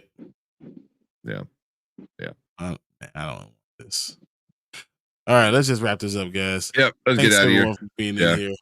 Yeah.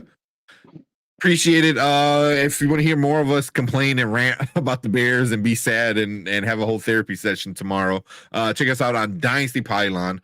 We talk about Chicago Bears, and then we get into a lot of fantasy football stuff as well. So if you're into fantasy football, come and hang out with us. And if you just want to come and hang out, we appreciate that too. But check us out, Dynasty Pylon. Link is in the description. We have a lot of fun over there. So appreciate it. But that is it for us. We are tired. We are ready to go to bed. Appreciate all you guys. Thank you. I didn't know that. We got a lot of Canadian people. A lot of Canadian, yeah. Which is good. I like it. But cool. Thank you guys. Let's get out of here. We will see you on Thursday with talk about Loki. Yeah. Happy Halloween, everybody. Happy Halloween. Later. Happy Halloween. Don't forget to like and subscribe. We out here.